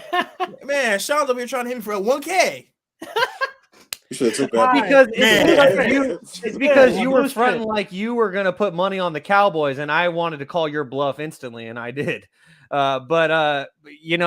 Speaking of bets, I got to give a shout out to my guy, Rakeem. He tunes into the show. We appreciate you, Rakeem, for tuning in. And he took a cool 100 off of me that we agreed to that a bet about 20 minutes before the game started because I woke up on Sunday realizing that I did not have a single bet made, and I had just made some money off the last 2 weeks. So I was like, let me make a bet. Went on Instagram, the new little status feature or whatever it is, and I said, I'm taking all bets from Eagles fans. He slid in my DMs, and I give him credit. And I'm happy to give him my money. Congratulations. You guys deserve it. And that's it for the NFL until next week because I'm done with the NFL. Now let's get to the NBA as the all-star starters have been revealed in the NBA, but a twist for But All a right, twist. Shaun, our I was host about to say, just so who's left. gonna go? So Our host The just twist- left. So I think the twist that Shaun was trying to get to was this year they're going to start picking live. So everybody's gonna be able to see who the All-Star reserves. They're gonna reveal the reserves later this week. But you're gonna be picking live, like it's gonna be like a pickup game. So I think it's gonna be really cool. So Giannis and LeBron are obviously the team captains. And they're gonna have the pick the litter. So live in front of everybody's gonna be like, all right, I got him, I got Luka, I got Joel. It's gonna be really cool. I can't wait. Vaughn, live just like that live slick move you just did right there. Come on, y'all, put that little hand together right there, Vaughn. Catching the live and running with it. Full fast break mode. Full fast break.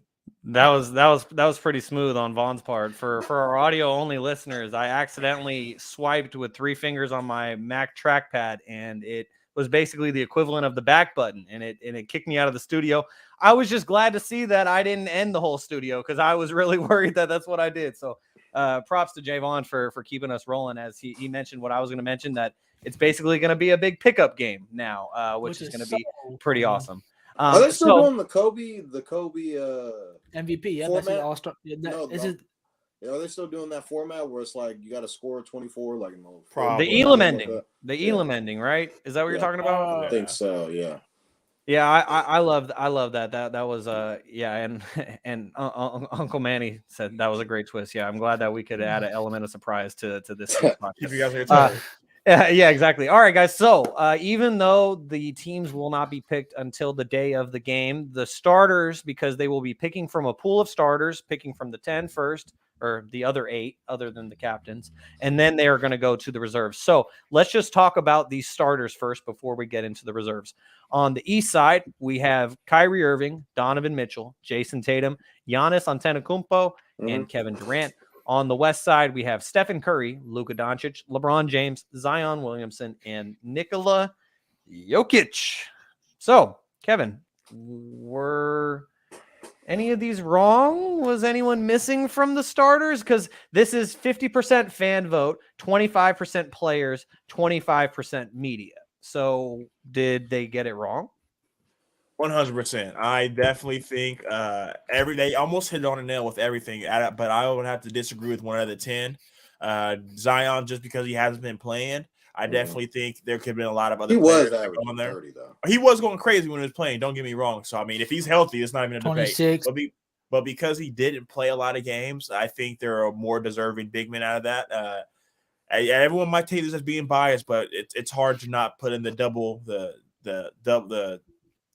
Sabonis. I'll try to get Sabonis. Averaging 19 and 12, leading the league in double doubles, having the Kings at a 3 seed. I thought winning gets you into the All-Star starters, but I guess it doesn't. So besides that, I would definitely say Sabonis was definitely the biggest snub of the All-Star starters. Man, that was definitely the biggest head scratcher for me, because I completely agree with you there, Kevin. It's like if Zion is playing and he didn't get hurt and has missed now at least a third of the season and he's still out, he seems like he might be returning soon. So maybe he will be back for the All-Star game. And I think it has a lot to do with the fan vote as well. So Jaevon, I will throw it to you next on this one. I feel like we're going to be pretty unanimous on this one as far as the one mistake that we all see in this. But do you think, other than Sabonis over Zion, do you think that there was any other mistakes in here, Jaevon? I think it's kind of hard just with all of the great players now. There's a lot of – it's more positionless basketball.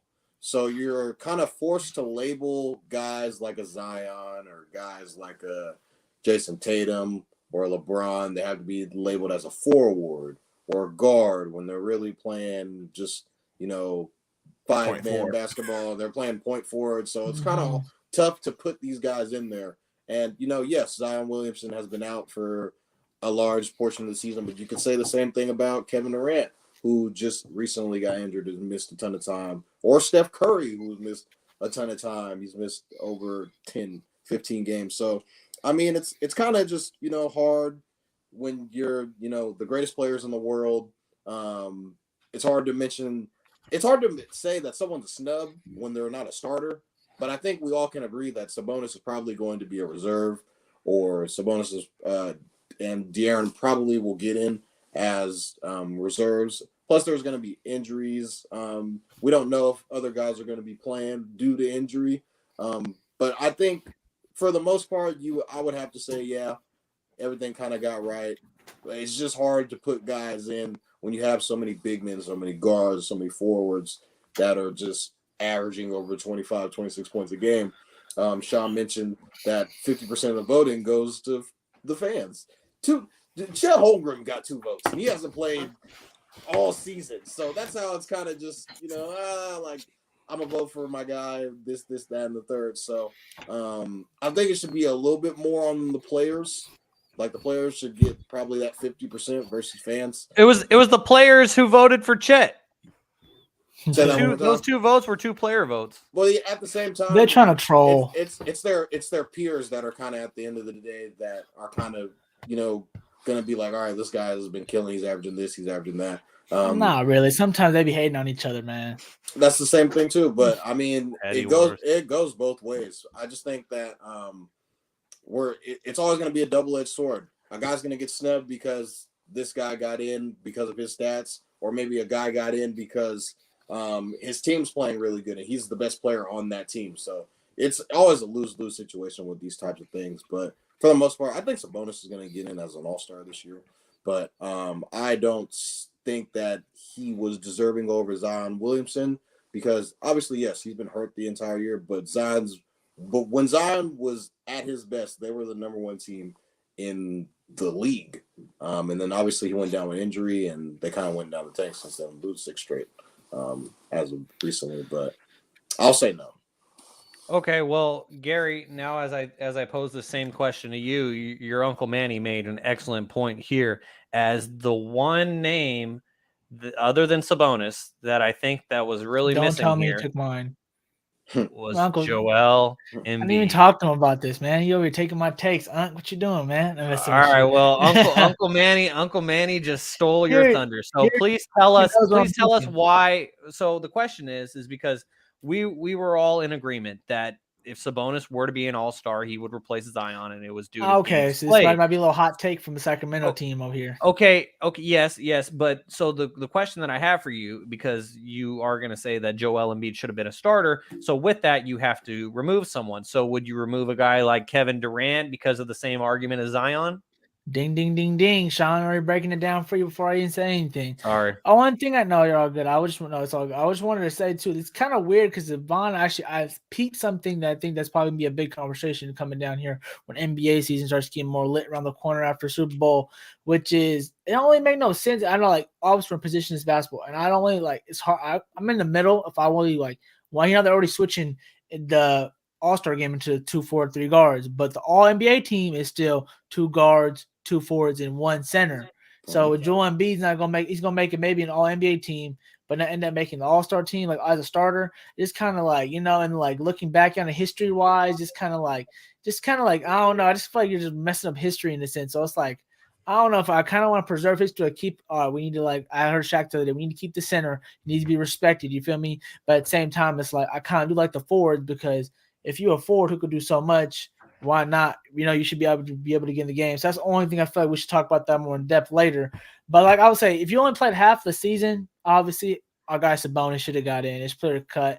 He shouldn't have got in. I also feel like I said Kevin Durant when he played, just like Zion when he played, killed it. But if you didn't play half of the games, I don't feel like you should be in the All-Star game. Period. Really, like if you didn't play all, you have to make a quota for games. That's what it just makes sense. Like you can't play half the games. Like let's say saying someone comes in for 1 game, Steph Curry gets. I'm making a total crazy example. He gets like 30 that game and never plays all year, but got 31 game. It's like all his stats are gonna be skewed in the wrong way. But I really just want to put an emphasis on like as much as I wanted Sabonis to make it the starters team. Obviously, I feel like we all say he's gonna make the team. As much as I want him to make the starting team. If Zion Williamson plays this weekend, plays the All-Star weekend, he's healthy, he plays, I'm happy he's playing over Sabonis. And that's probably a bad thing to say. But the reason I'm saying this is because, like we all mentioned, it's still the All-Star game, y'all. It's still a fan favorite. I still want to see Zion on the floor with these greatness. I want to see him throwing dunks, lobs. We always say the big ticket guy, the person that's going to be bringing in box sales guy, the box seats. You always say when Kobe back in the AI comes in the building, LeBron comes in the building, Kobe comes in the building. Now it's like Ja comes in the building nowadays. Zion now. Luka, when they come to the building, you want to see these guys play.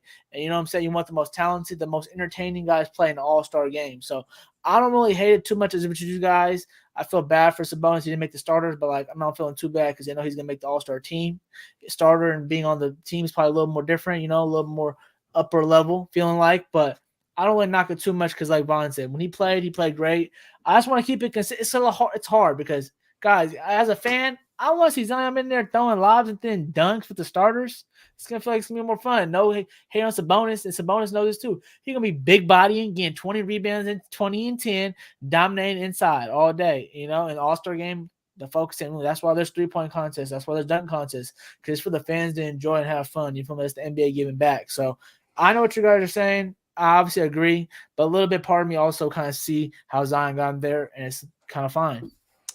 Everybody loves the flashy dunks, but I love a flashy pass here and there. And I think Sabonis, if he was a starter, he could be out there making some flashy dimes as well. And so those are the 5 starters in each conference who have already been selected now as the starters. So there will be 7 more players on each team, as they will be reserves or from each conference. The teams, as we mentioned, will be selected later on. So now this is the real meat of it, gentlemen. They already did the easy work for us by picking the starters. Those are the best of the best, the cream of the crop. Now let's get to the next best. Yeah, what's up? What's your question? Real quick, who y'all taking number 1 if y'all Bron? Real quick, who y'all taking? Among the starters, yeah, right? He got Bron got first pick. Let's do first 2 picks. So LeBron got first pick. Yeah, let's do LeBron's first pick. This gonna be pretty tough to know who's the next pick is. But who's your first 2 picks, Vaughn? Out of the so we got Curry, we got Luka, we got Jokic, we got Zion. Oh, you're saying I got first pick? Yeah, you're LeBron. Yeah. You're black. You're t-shirted up. You're gonna tell that player to go grab that jersey. You picking up. You feel me? It's black court rules, but this is gonna kind of be cool because I always talk about like LeBron. LeBron and Giannis are the captains. Yeah, you get to be real GM. Giannis is the other captain. In front of their face, but that's gonna be kind of a little bit okay, you feel me though? Like they're gonna be a little bit like, I got last pick, even though I'm like starter last pick, but still, you think all these guys better than me? They were already thinking about that probably when they're doing it on TNT on the show, sitting there with their family. Now it's gonna be you're gonna see reactions. You already know they're gonna be zooming on everyone's reaction. Everyone's gonna try to keep straight faced. So you know what I'm saying? Vaughn, who you got first? Anthony Davis isn't there. You want Kyrie first?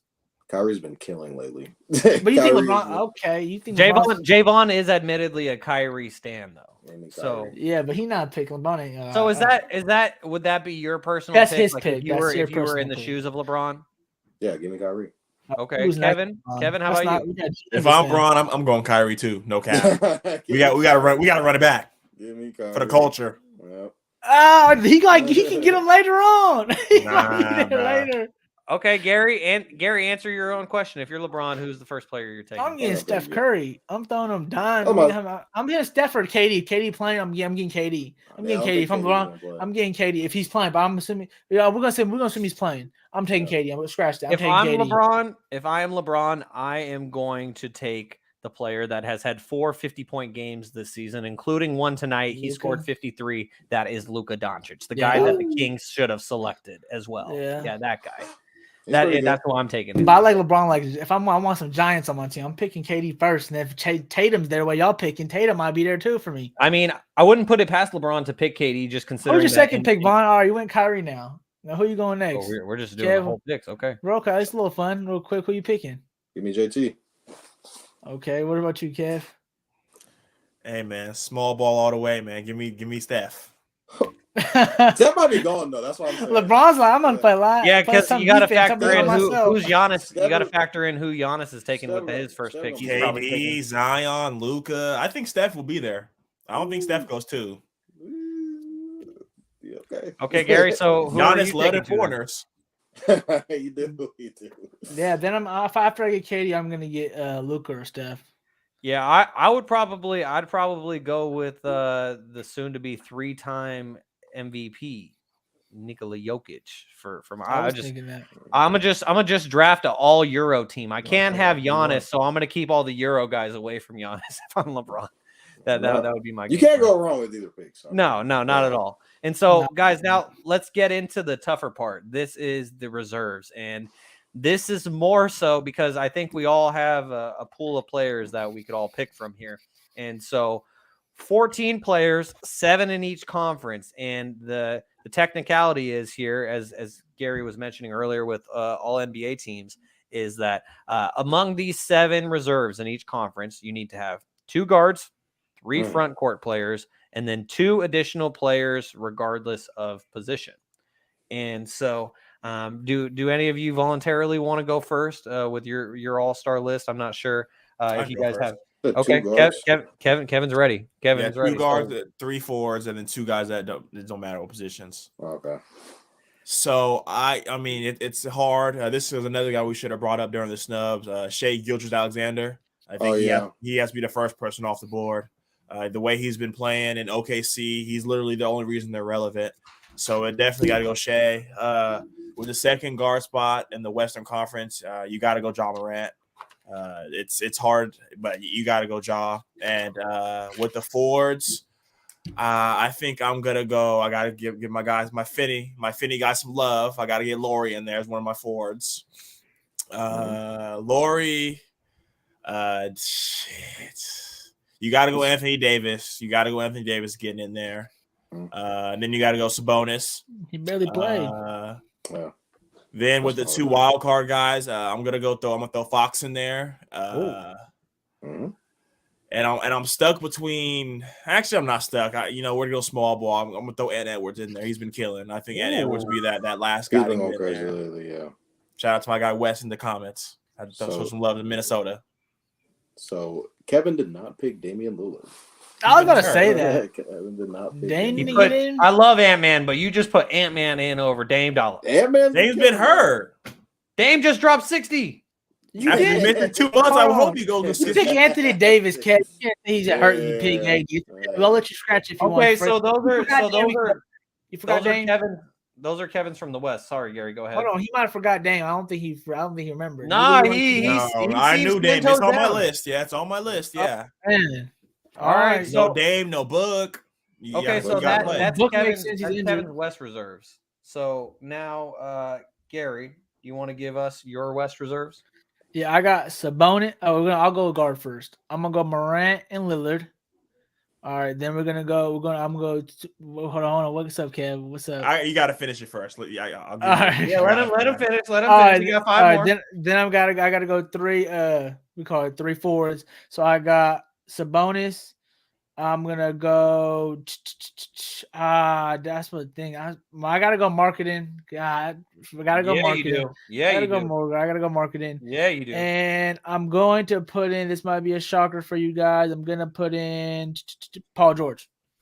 Oh, I'm putting Paul George. Gary, you talk about guys not playing. Okay, they're in the 4th seed, and he has played more games than all the other players. Kawhi's the one that's been out. Kawhi's the one that's been out. All right. Anyway, all right. Last and don't forget, we're gonna throw in Fox in there. Don't forget, we're gonna throw in Fox in there. And the last pick that we can just throw anyone in there. This one's really tough. I want to put McCullen. I gotta put SGA. I'm about to say, okay, if you didn't have SGA, gets Kevin was gonna go after you. SGA gets put him in as a guard. Shai, I put him as the first guard. I put Fox as one of the wild card guys. But bro, they're in the 11th seed. Man, he's averaging like 30. The 10th seed. Yeah, I know, but someone got to average 30, bro, on a second team. I mean, he's doing great. Just don't get me wrong. He's 36 and 5. He's killing it, man. But McCullen, bro, I really want to put McCullen because he's been keeping the team afloat with a lot of injuries. But we're gonna give to SGA. He deserves it. He's been killing it. Okay, Jaevon. So now it's on to you. Who are your 7 West reserves? So Shai is gonna be the first guard. Ja, second guard. 3. The forwards are a little tough this year in the West. There's not that many deep ones. Let me go to my bigs real quick. Sabonis and Markkanen. So that's 4, right? Mm-hmm. Yep. I need another. Another forward. Another forward. Yep. You need one more forward before you get your 2 wild cards. I'm just gonna skip that, and we're gonna say Fox is the all-star. My 2 wild cards would be De'Aaron Fox and Damian Lillard. So my forward would be. You get your George, Edwards, AD. Oh, give me Is it a forward? He's not a forward. I'll put him in as a forward. How tall are you? 6'4"? Who? We're just making up stuff. Edwards is not counted as far. I just name names. Edwards plays small who are the forward. The only reason why I know that forwards? is because I have him on my fantasy team, and he has small forward eligibility. Who are the forwards, Kev? Give me the forwards. In the West? Yeah. Edwards I think counts as a forward. I'm not gonna lie, but I know like West, visually we he don't look like have one. off the bench we have AD. You could have went Wiggins. You could have went Laurie. You could have went. I said Laurie already. Sabonis. Aaron Gordon hasn't been mentioned. I'm not gonna lie. Aaron Gordon, hell no. But I just said he hasn't been mentioned, bro. I just said he hasn't been mentioned. Yeah, give me Ant-Man. Give me Ant-Man.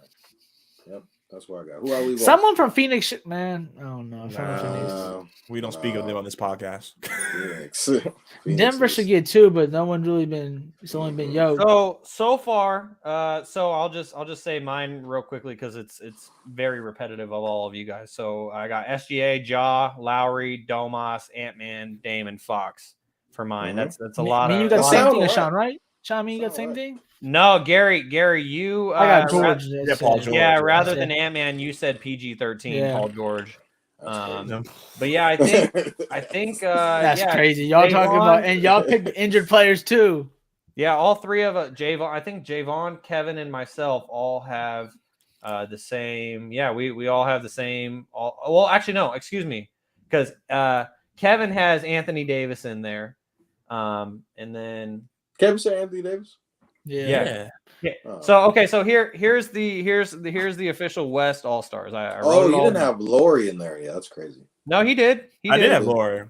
He had Ja, SGA, Lowry, AD, Domas, Fox, Ant-Man.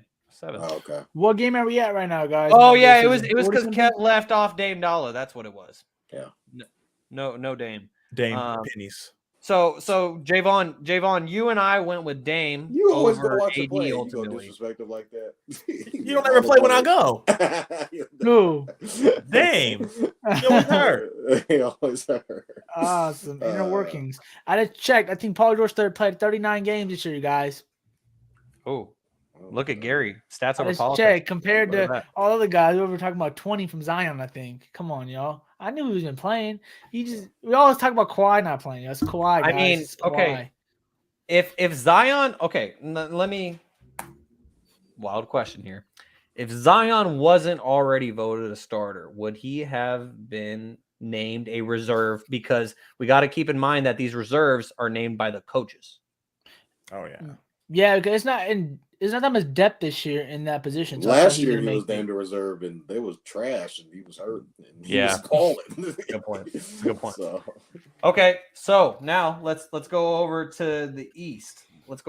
Kevin, you want to start us off again? Yes, sir. So I got a question. Yeah, go ahead. What are we calling Jaylen Brown? I feel like he has small forward eligibility between. Yeah, he does. He has forward eligibility. Shooting guard, small forward. Yeah. All right, I have to make sure that would have changed my whole list. All right, So I got James Harden. That's how he gets in. He's a forward. Yeah, that's how he gets in. You got James Harden. You got Trae Young. Mm-hmm. You got Jaylen Brown. Mm-hmm. I know. We talk about hurt guys, but I gotta see Tyrese in there. I gotta see Tyrese in there. I think Ty played enough games. So he'd be one of my wild cards. My first forward off the board would have to be Pascal Siakam. You got to throw Nick Claxton in there. He's been doing his thing, leading candidate for Defensive Player of the Year. And, man, it wouldn't be Kevin if I didn't throw no Duke love, man. So for the last forward, we're throwing Paulo Banchero in there. Yes. Paulo Banchero. I love it. And then from my last wild card. Well, wait. So You use okay. So you said did Tyrese you is the say wild officially card. Tyrese? Okay, Yeah, he's Tyrese. the Yeah. wild card. Yeah. Okay, because I heard you mention Tyrese earlier, and I already jotted him down. But I'm sorry, Yeah, I he was the wasn't wild sure. card, and then my last wild card, I'd have to go LaMelo Ball. Wait, hold on. My forwards were Joel, Pascal, and Paulo. Oh, I did say Claxton. Yeah, so no LaMelo. I did say Claxton. Yeah, so no LaMelo. 1, 2, 3, 4, 5. Hold on. I feel like no, that's 8. Okay, so Harden, Trae Young, Jaylen Brown. You said Tyrese Halliburton was a wild card, yeah? Yeah. Tyrese, Pascal, Claxton, Paolo, Joel. That's 8. Ooh. So well, I guess no Nick. Oh yeah. I was gonna say No all Nick. those names, probably goodbye, Nick Claxton. Sorry, Paul Nick gotta Claxton. stay. All right, there you go. So Kevin officially has James Harden, Trae Young, Jaylen Brown, Joel Embiid, Pascal Siakam, Tyrese Halliburton, and Paolo Banchero. I don't like Pascal in there. Okay, so Jaevon, if you don't like Pascal, then tell us your team. Tell us what you do like. All right, so I got Harden, guard, Trae Young, guard, forwards, Julius Randle. Yes, that's what I like. I like Julius Randle over Pascal. I like that. That boy has been killing. Julius has been going crazy. Okay, so Julius Randle as forward, Jaylen Brown, forward. 3 more. Oh my god. Shit. Give me Bam. I'm gonna throw Bam in there. It's getting off the wall. I gotta throw Bam in there. My two wild cards, Kyle Kuzma. I knew you guys say Kuz. Kyle Kuzma has been hooping. Y'all don't watch. Put that league pass on and just watch. It's okay. We're getting I'm not watching the Wizards. Watch the Wizards. I pay for league pass. I'm not gonna watch the Wizards. Kuzma. Damn. Give me Paulo. So Paulo is not making it, bro. Y'all disrespecting. We all got our own list, dog. We all got our own 20 list. and 31. What are we doing? I'm not here for no Paulo disrespect. I'm not here for no Paulo disrespect. He's good. Even though Jimmy might, he's great. Jimmy he's very might nice over him, but I think Paulo gets him. He's been hooping. All right, Gary. Let me hear this. Let me hear what you got. Nah, I just don't like roaring too much. Like I'm looking at the standings, I'm like, bro, these guys are so out of it, bro. Are you picking these guys? Or not? Anyways, Gary, weren't you the guy that just said that they just picked Zion with a terrible record? Shaun, yeah, but that's starters. The fans actually have a vote for that. The fans have a vote for that. What's up, Vaughn? Change my wild card. I got Halliburton over Paulo. I love it. Halliburton building. Hold on. Halliburton over Paolo instead of Halliburton over Kuzma? Right. Kuzma's been hooping. Kuzma, bro, not the best player on his team. Beal didn't even make it. You didn't even put Beal in, but Beal shouldn't even make it. Bill been hurt. Yeah. Anyways, all right, bro. Come on. All right, Gary, who are you going with? I lost too many. I'm gonna go forwards first. All right. I'm gonna go. You said who? My fault, Gary. I'm gonna go forwards first, y'all. I'm gonna go forwards first. All right, I'm gonna go Embiid, obviously. Randall. All right. Bro, Julius, New York love. Serious? Right, they're the 7th seed, bro. They're over 500. Bro, he has been killing. Julius has been killing. I know I would have rather Jalen Jalen Brunson than Randall. I was thinking Brunson, but I'm gonna give it to the big man because he's already been proven as a leader on this team. And I'm gonna give it to Brown, obviously. So that's my 3 forwards. All right. The 2 guards, James Harden, because they've been keeping him afloat, and Tyrese Halliburton. Oh, okay. We love Ty out here. We're gonna keep Ty on there. Ty is checked too. Ty has missed, obviously he got injured about I think 2 weeks and a half ago. I just checked or something like that. So he's not too much out of the game range he's for us. About to come back, yeah, exactly. He's not too much out of the game range for us. So he still should make it. And we got 2 wild cards now. The wild cards, I'm having a very tough time because y'all been saying Trey. I keep saying Trey should make it or not, but it's been like Trey's been open. Trey's always scoring. He's always gonna score. He's just Mr. Scorer, bro. You can't stop him from scoring. He's a sniper. So it's like but I gotta put Trey in. Damn it, I don't want to put Trey in. I don't want to. Hey, Gary, stats over politics, bro. Stats over politics. So who's your last guy? All right, my last guy is you know what? we're gonna give it to this last one. I really didn't think about too hard because I was thinking about my starters really. It's really between Siakam and Butler, but I'm gonna go Siakam. Did you not say James Harden? James Harden won. he I already said did. James Harden. He got him. Yes, James Harden. Harden's in there. So Garry officially has Joel Embiid, Julius Randle, Jaylen Brown, James Harden, Tyrese Halliburton, Trae Young, and Pascal Siakam. That sounds like a bullseye. I ain't gonna lie. That sounds like how a coach is gonna be thinking. No, Paulo, man. Jim, why don't you the coaches? I'm not gonna lie. You were missing a big one. We didn't even say he might make it. Is Jared Allen? I'm not gonna lie. Jared Allen Nick might make it over Jared. Kuzma. No, Jared right. Allen might make it because. All right, moving on to Shaun. They're We're getting out of hand. All right, so a lot of repeats again. Harden, Trae Young, Julius Randle. I mean, I can't believe it took me this long to say this man's name. Joel Embiid probably should have been a starter. Jaylen Brown, Tyrese Halliburton, and this last one, I'm the only one to say it. I would have gone with Bradley Beal if he was healthy, but he's not. Jalen Brunson. Okay, I can dig Keep it. it I open, can dig though. it.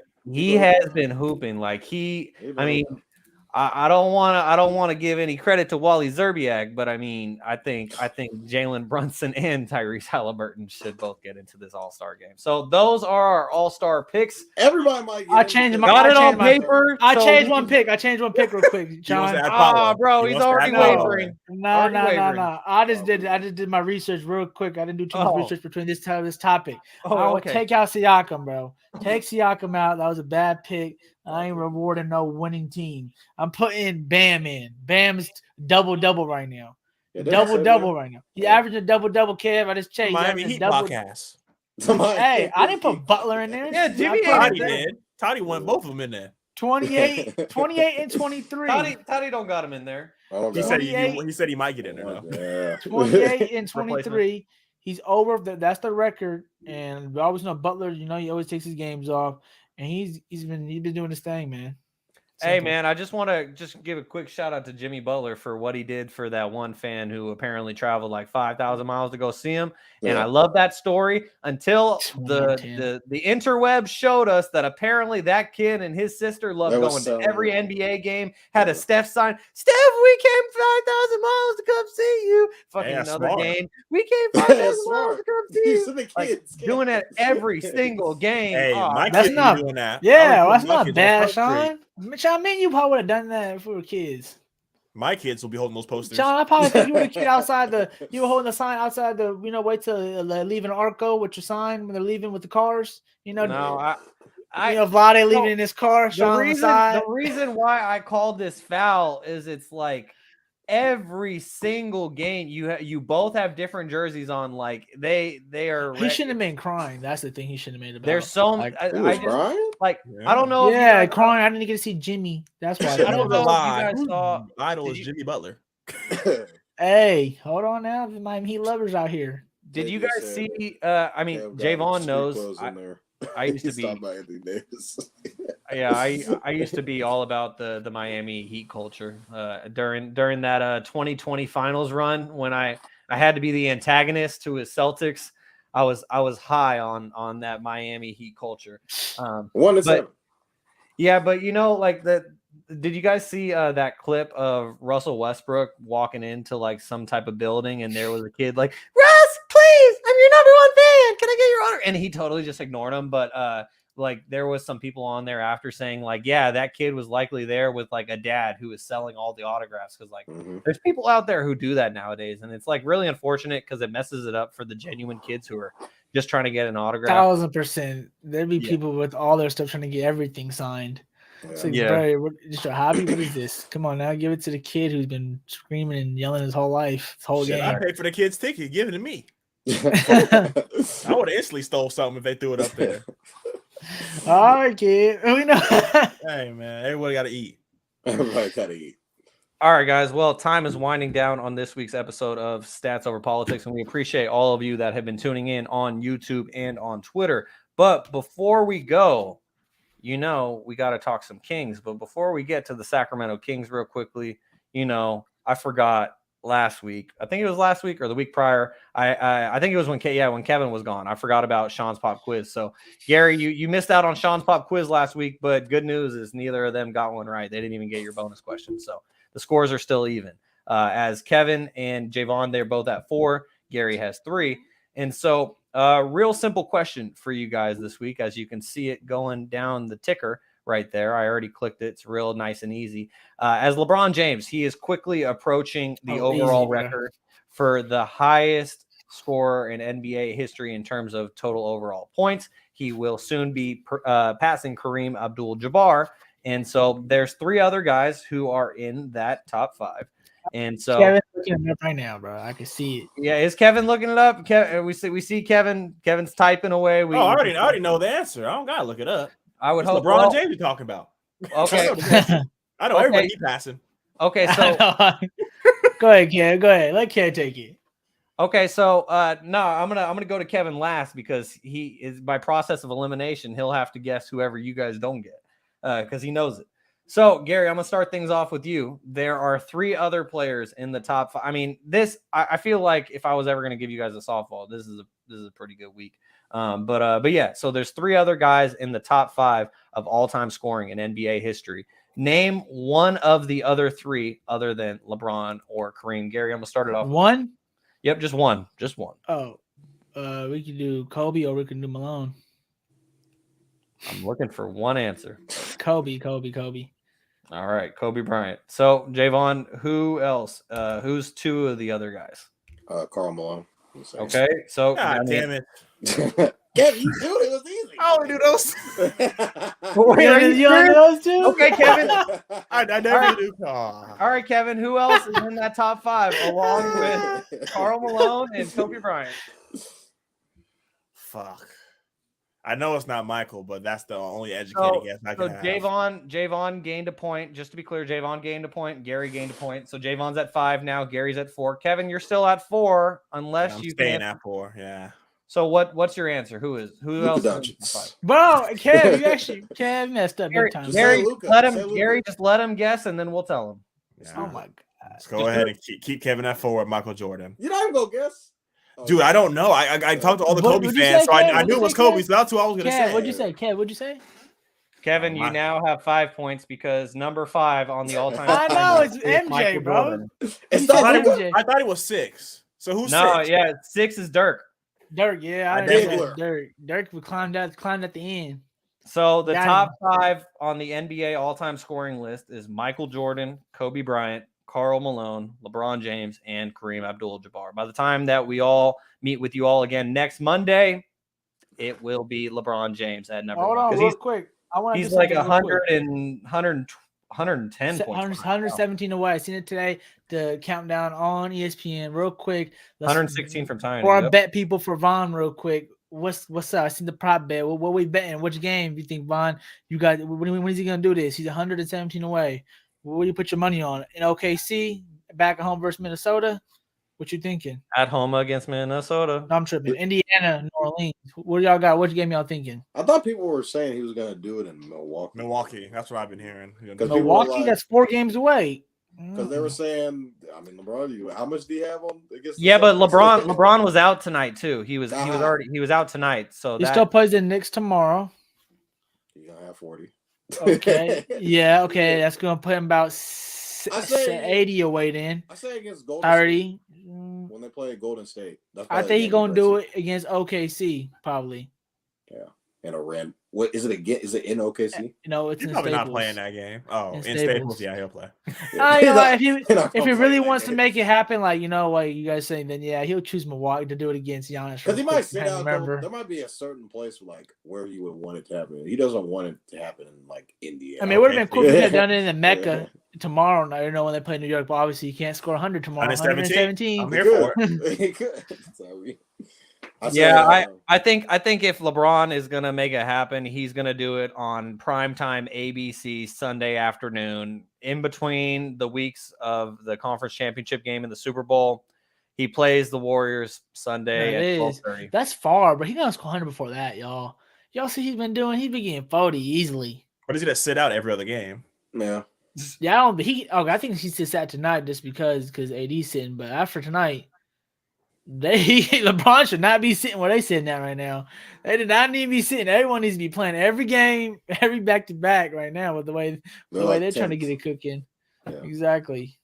All right, guys. Well, let's close this thing out real quickly in the final 5 minutes here, and let's talk about the Kings, because even though they did win tonight, light the motherfucking beam, the Kings have had a tough week as they went 1-2 in the last 3 games. The Kings, they lost at home against the Raptors this past Wednesday to close out that long homestand as they lost to the Raptors 113-95. Then they have a couple days off. They go to Minnesota. They play at the Timberwolves on Sunday, and they lost 117-110. However, back-to-back games in Minnesota at the Target Center. They do win against the Timberwolves tonight, 118-111 in overtime. As we noted earlier, we started this live stream before the game ended. The Kings have since won since we started, so praise the Lord, light the beam. Garry, I'm going to start things off with you.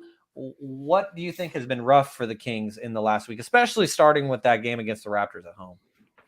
I think the Raptors game in particular, that's the game we came out really sloppy, and their length really got to us. And defensively, we weren't able to really clog the paint and really stop that. That's obviously been our problem all year. You know, you can listen to any of the coach, from any of the players mentioned, they know defensively they still haven't got together as much as they should. And that's them getting right now, especially now, teams are knowing that we're, getting some national pub. We're in the third seed. We're the third seed, and people are not really sleeping on us anymore. I feel like the Raptors didn't sleep on us. A lot of teams are, coming to expecting the crowd to be ruckus. They don't want us to light the beam on them, and they know the beam chants can be heard anywhere now across the country. So I think the Sacramento Kings are going to have to tighten up on defense in a major way if they want to get to where they need to be at by playoff time. And I think they're gonna have to be more roughhousing. I think they're gonna have to get more tough, because like that game where you go back again, Shaun, they really got kind of pushed around in a sense, and they know that we didn't even score 100, and that's probably one of the only few games this year we ever did. Probably the only game I don't remember us not scoring 100, scoring 95. So them getting in, I saw them getting back on track. And I kind of like how they're going on this road trip, because I think they ended the home stint really good. I mean, not ended it great, but they had an overall good home record to, get the building, get some good momentum rolling on the road. Now they're gone for 2 weeks, and this is really going to be a good battle test for them to get more tight-knit, to loosen some screws up when you're down in the trenches and you're in these other cities by yourself as a team. So I think they're going to be they did one good thing about this is they're not losing back-to-back games. They lost to Minnesota on Saturday by 7. They came back to Minnesota and beat them today by 7 actually. So them just come, even though it was overtime, they're still just learning, and you know what? They're putting it together piece by piece. And slowly but surely, I just think defensively, man. Offensively, we know we can hang with anybody, and Mr. Fox is just clutching it. He's going to get this clutch word at the end of the year for sure. He's been killing it. And him and Sabonis, I still can't know who's the best player on the team. It's like Sabonis is like the engine, but then again, Fox is the guy because he's homegrown. Obviously he's the guy. He's a slasher. He's the one who helps in the fourth quarter. So I love how we got a 1-2 punch. And this is probably the only way we could do. We don't got a clear-cut guy, but we got 2 really high-level guys. And we got snipers all over the place. So the Kings, they're going to go through some of these stints as part of the NBA season, guys. So they're going to go through these 1 and 2 little stretches. But as long as they're playing hard, playing the right way, I feel like that's the main thing right now for the Kings. Garry doesn't want to say it. I will. All love and respect to De'Aaron Fox. The best player on this team is Domantas Sabonis, point blank, in my opinion. Down. Kevin. Damn, for real? Hands down. Yes. Domantas he changed the whole thing. Domantas Sabonis is about to be third team all NBA if things pan out right. Sure. But if he did not have De'Aaron, it would really be tough for Sabonis, as we could see him in the Indiana Pacers uniform. He was still a 2-time All-Star when he was with the Pacers. Hey, what's up to the pup? Yes, sir. He made his weekly introduction. What's his name? Remind me what his Blue. name is. Blue. What's up, Blue? How we doing, boy? Blue says about time. Dad, I got a bathroom. yeah. All right. So yeah, Kevin, did I get your thoughts on the Kings yet? No, you did not. But I can. Garry stole everything I was going to say. The biggest thing for me is that Toronto game. We just got to learn how to defend. We can't have Precious come off the bench and give us, I think, 19 and 8. That was huge. And then the last night game against Minnesota, we just didn't have an answer for Ant. So I feel like we really focused on big men defense and things like that. But I feel like it's going to come down to the guard play. If we can't guard a door, it doesn't matter how many points you can put up. So that's one thing I want to see improved. But I mean, like Garry said, we were able to split with them one-on-one, and we kind of just let that Raptors game get away from us. So not a bad road trip overall. Jaevon, the Kings are still third in the West, which just checks that. Yeah, man, they're still like 3 or 4 games out. They're still 2 games up on the Clippers, who are fourth in the West. And so here we are. Yeah, they are. So here we are as we're 2 days away from the month of February, and the Kings are 7 games above 500. Oh, how does it feel, guys? Soak it in real quick. The glory. Come on now. Oh my God, yeah. Because when we do this pod next week, it'll be February, and hopefully the Kings are still third in the West. But yeah, Garry, I think you said it right. We gotta soak this in and enjoy it, and everyone who is watching, and even like the fact that the Kings got a slam cover for the first time in over 20 years. Oh, that was crazy good. Sold out like instantly. I was gonna wait until the end of the day to buy a magazine, and then I just totally messed up because now they're all sold out. All sold out. I wish until the next batch come up, but you know, you get them next time. It's an awesome time. It's an awesome time to be. Get that shirt. The shirt looks clean. I want the shirt. Yeah, I got so when Sabrina Ionescu was on the cover of Slam, I got a shirt of her cover, and it's actually a pretty nice quality shirt. And for those of you who haven't seen it yet, this is there you go, Shaun. Hey, look at you, loaded. Yeah, loaded with the beam. Light the beam. The beam represents the city, y'all. That's a new cowbell. That's what we got a part of our podcast cover because we represent SAC, in a positive way. You feel me? So, I don't know if we ever explained our cover a little bit, but that's how I think we know. That's how we rocking with it. Exactly. Light the beam. The Kings are on the cover of Slam. And Jaevon, close us out with your thoughts on the Kings, because I mean let's spin this forward, because the Kings got some more games coming up this week, and they can really kind of build off of this Timberwolves game, don't you think? I think so. This was a big win tonight, or else it would have been 0-3. I thought they should have won that Raptors game. I think the Raptors kind of just controlled the game early on. The Kings never really had a chance to ever really get back in the game. And then going on the road to Minnesota, Ant-Man was coming off of a great game against Memphis prior to this Kings game, and it kind of just transferred over against the Kings last night. And then tonight, albeit, good teams figure out to win on the road, and I think they just need to kind of just have a great week. Starting out with the win on a Monday is always good, and then hopefully we'll kind of just flow into the rest of the week. I think, De'Aaron played well tonight, getting the job done in overtime, and, Kevin and Shaun think that Sabonis is the best player on this team. I think it's still De'Aaron, but I think he needs Sabonis, obviously. I think it's 1A, 1B, like the true 1A, 1B. I'm not gonna lie. The trade needed to be done. It was good for both sides, obviously. When you have 2 guards on the team, it's kind of going to be like, whose team is it type thing. But at the same time, I feel like with Sabonis down low, being able to just be a double machine, and being able to pass out of the post, it kind of works for both sides. I think I think what they should do is play through De'Aaron, and Sabonis is going to get his regardless. So I think the Kings will have a good week this week. Shaun, who do the Kings have coming up this week? They should play through Sabonis. Oh, Garry, we'll leave that argument there, and we will revisit that in the coming weeks, because we got plenty of time with the NFL season winding down to get into plenty more Kings as the weeks go on. But Jaevon, to answer your question, the Kings got 4 games coming up in the next week, and in my opinion, it's 4 games that are very winnable, at least 3 of them. 4-0. I need to look at the schedule. 4-0, kid. Hey, you know what I was going to say. Yeah. We don't even need to ask Kev. Kev's saying 4-0. So the Kings play at the Spurs, then they play at the Pacers, at the Pelicans, and then at the Rockets, all between now and next Monday. So that's 4 games.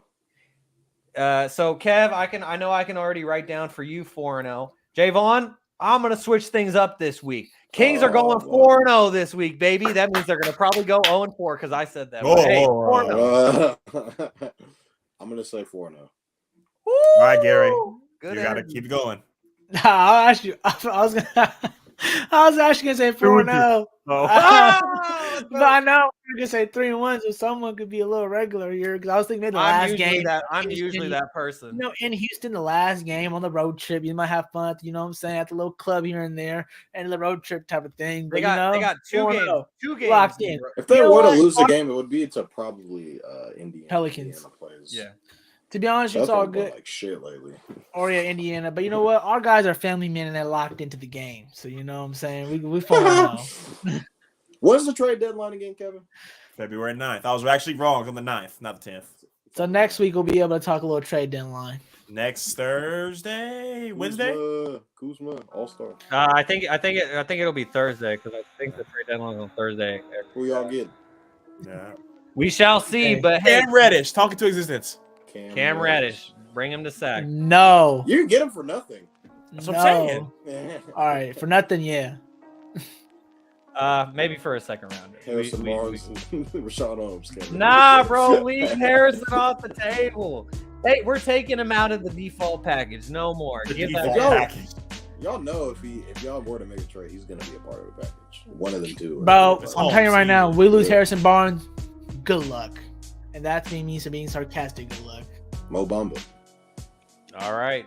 There you go. Gary said it. Good luck. We shall see. But one thing we know is we will catch you on YouTube and Twitter next Monday, 7 p.m. Pacific Standard Time. If you're tuning in on Spotify, Apple, any of the podcast feeds, check us out every single Tuesday. Give us Stats a review. over politics. Yeah. Give us a review. 5 stars. We appreciate you guys, and we'll catch you all next week. Peace.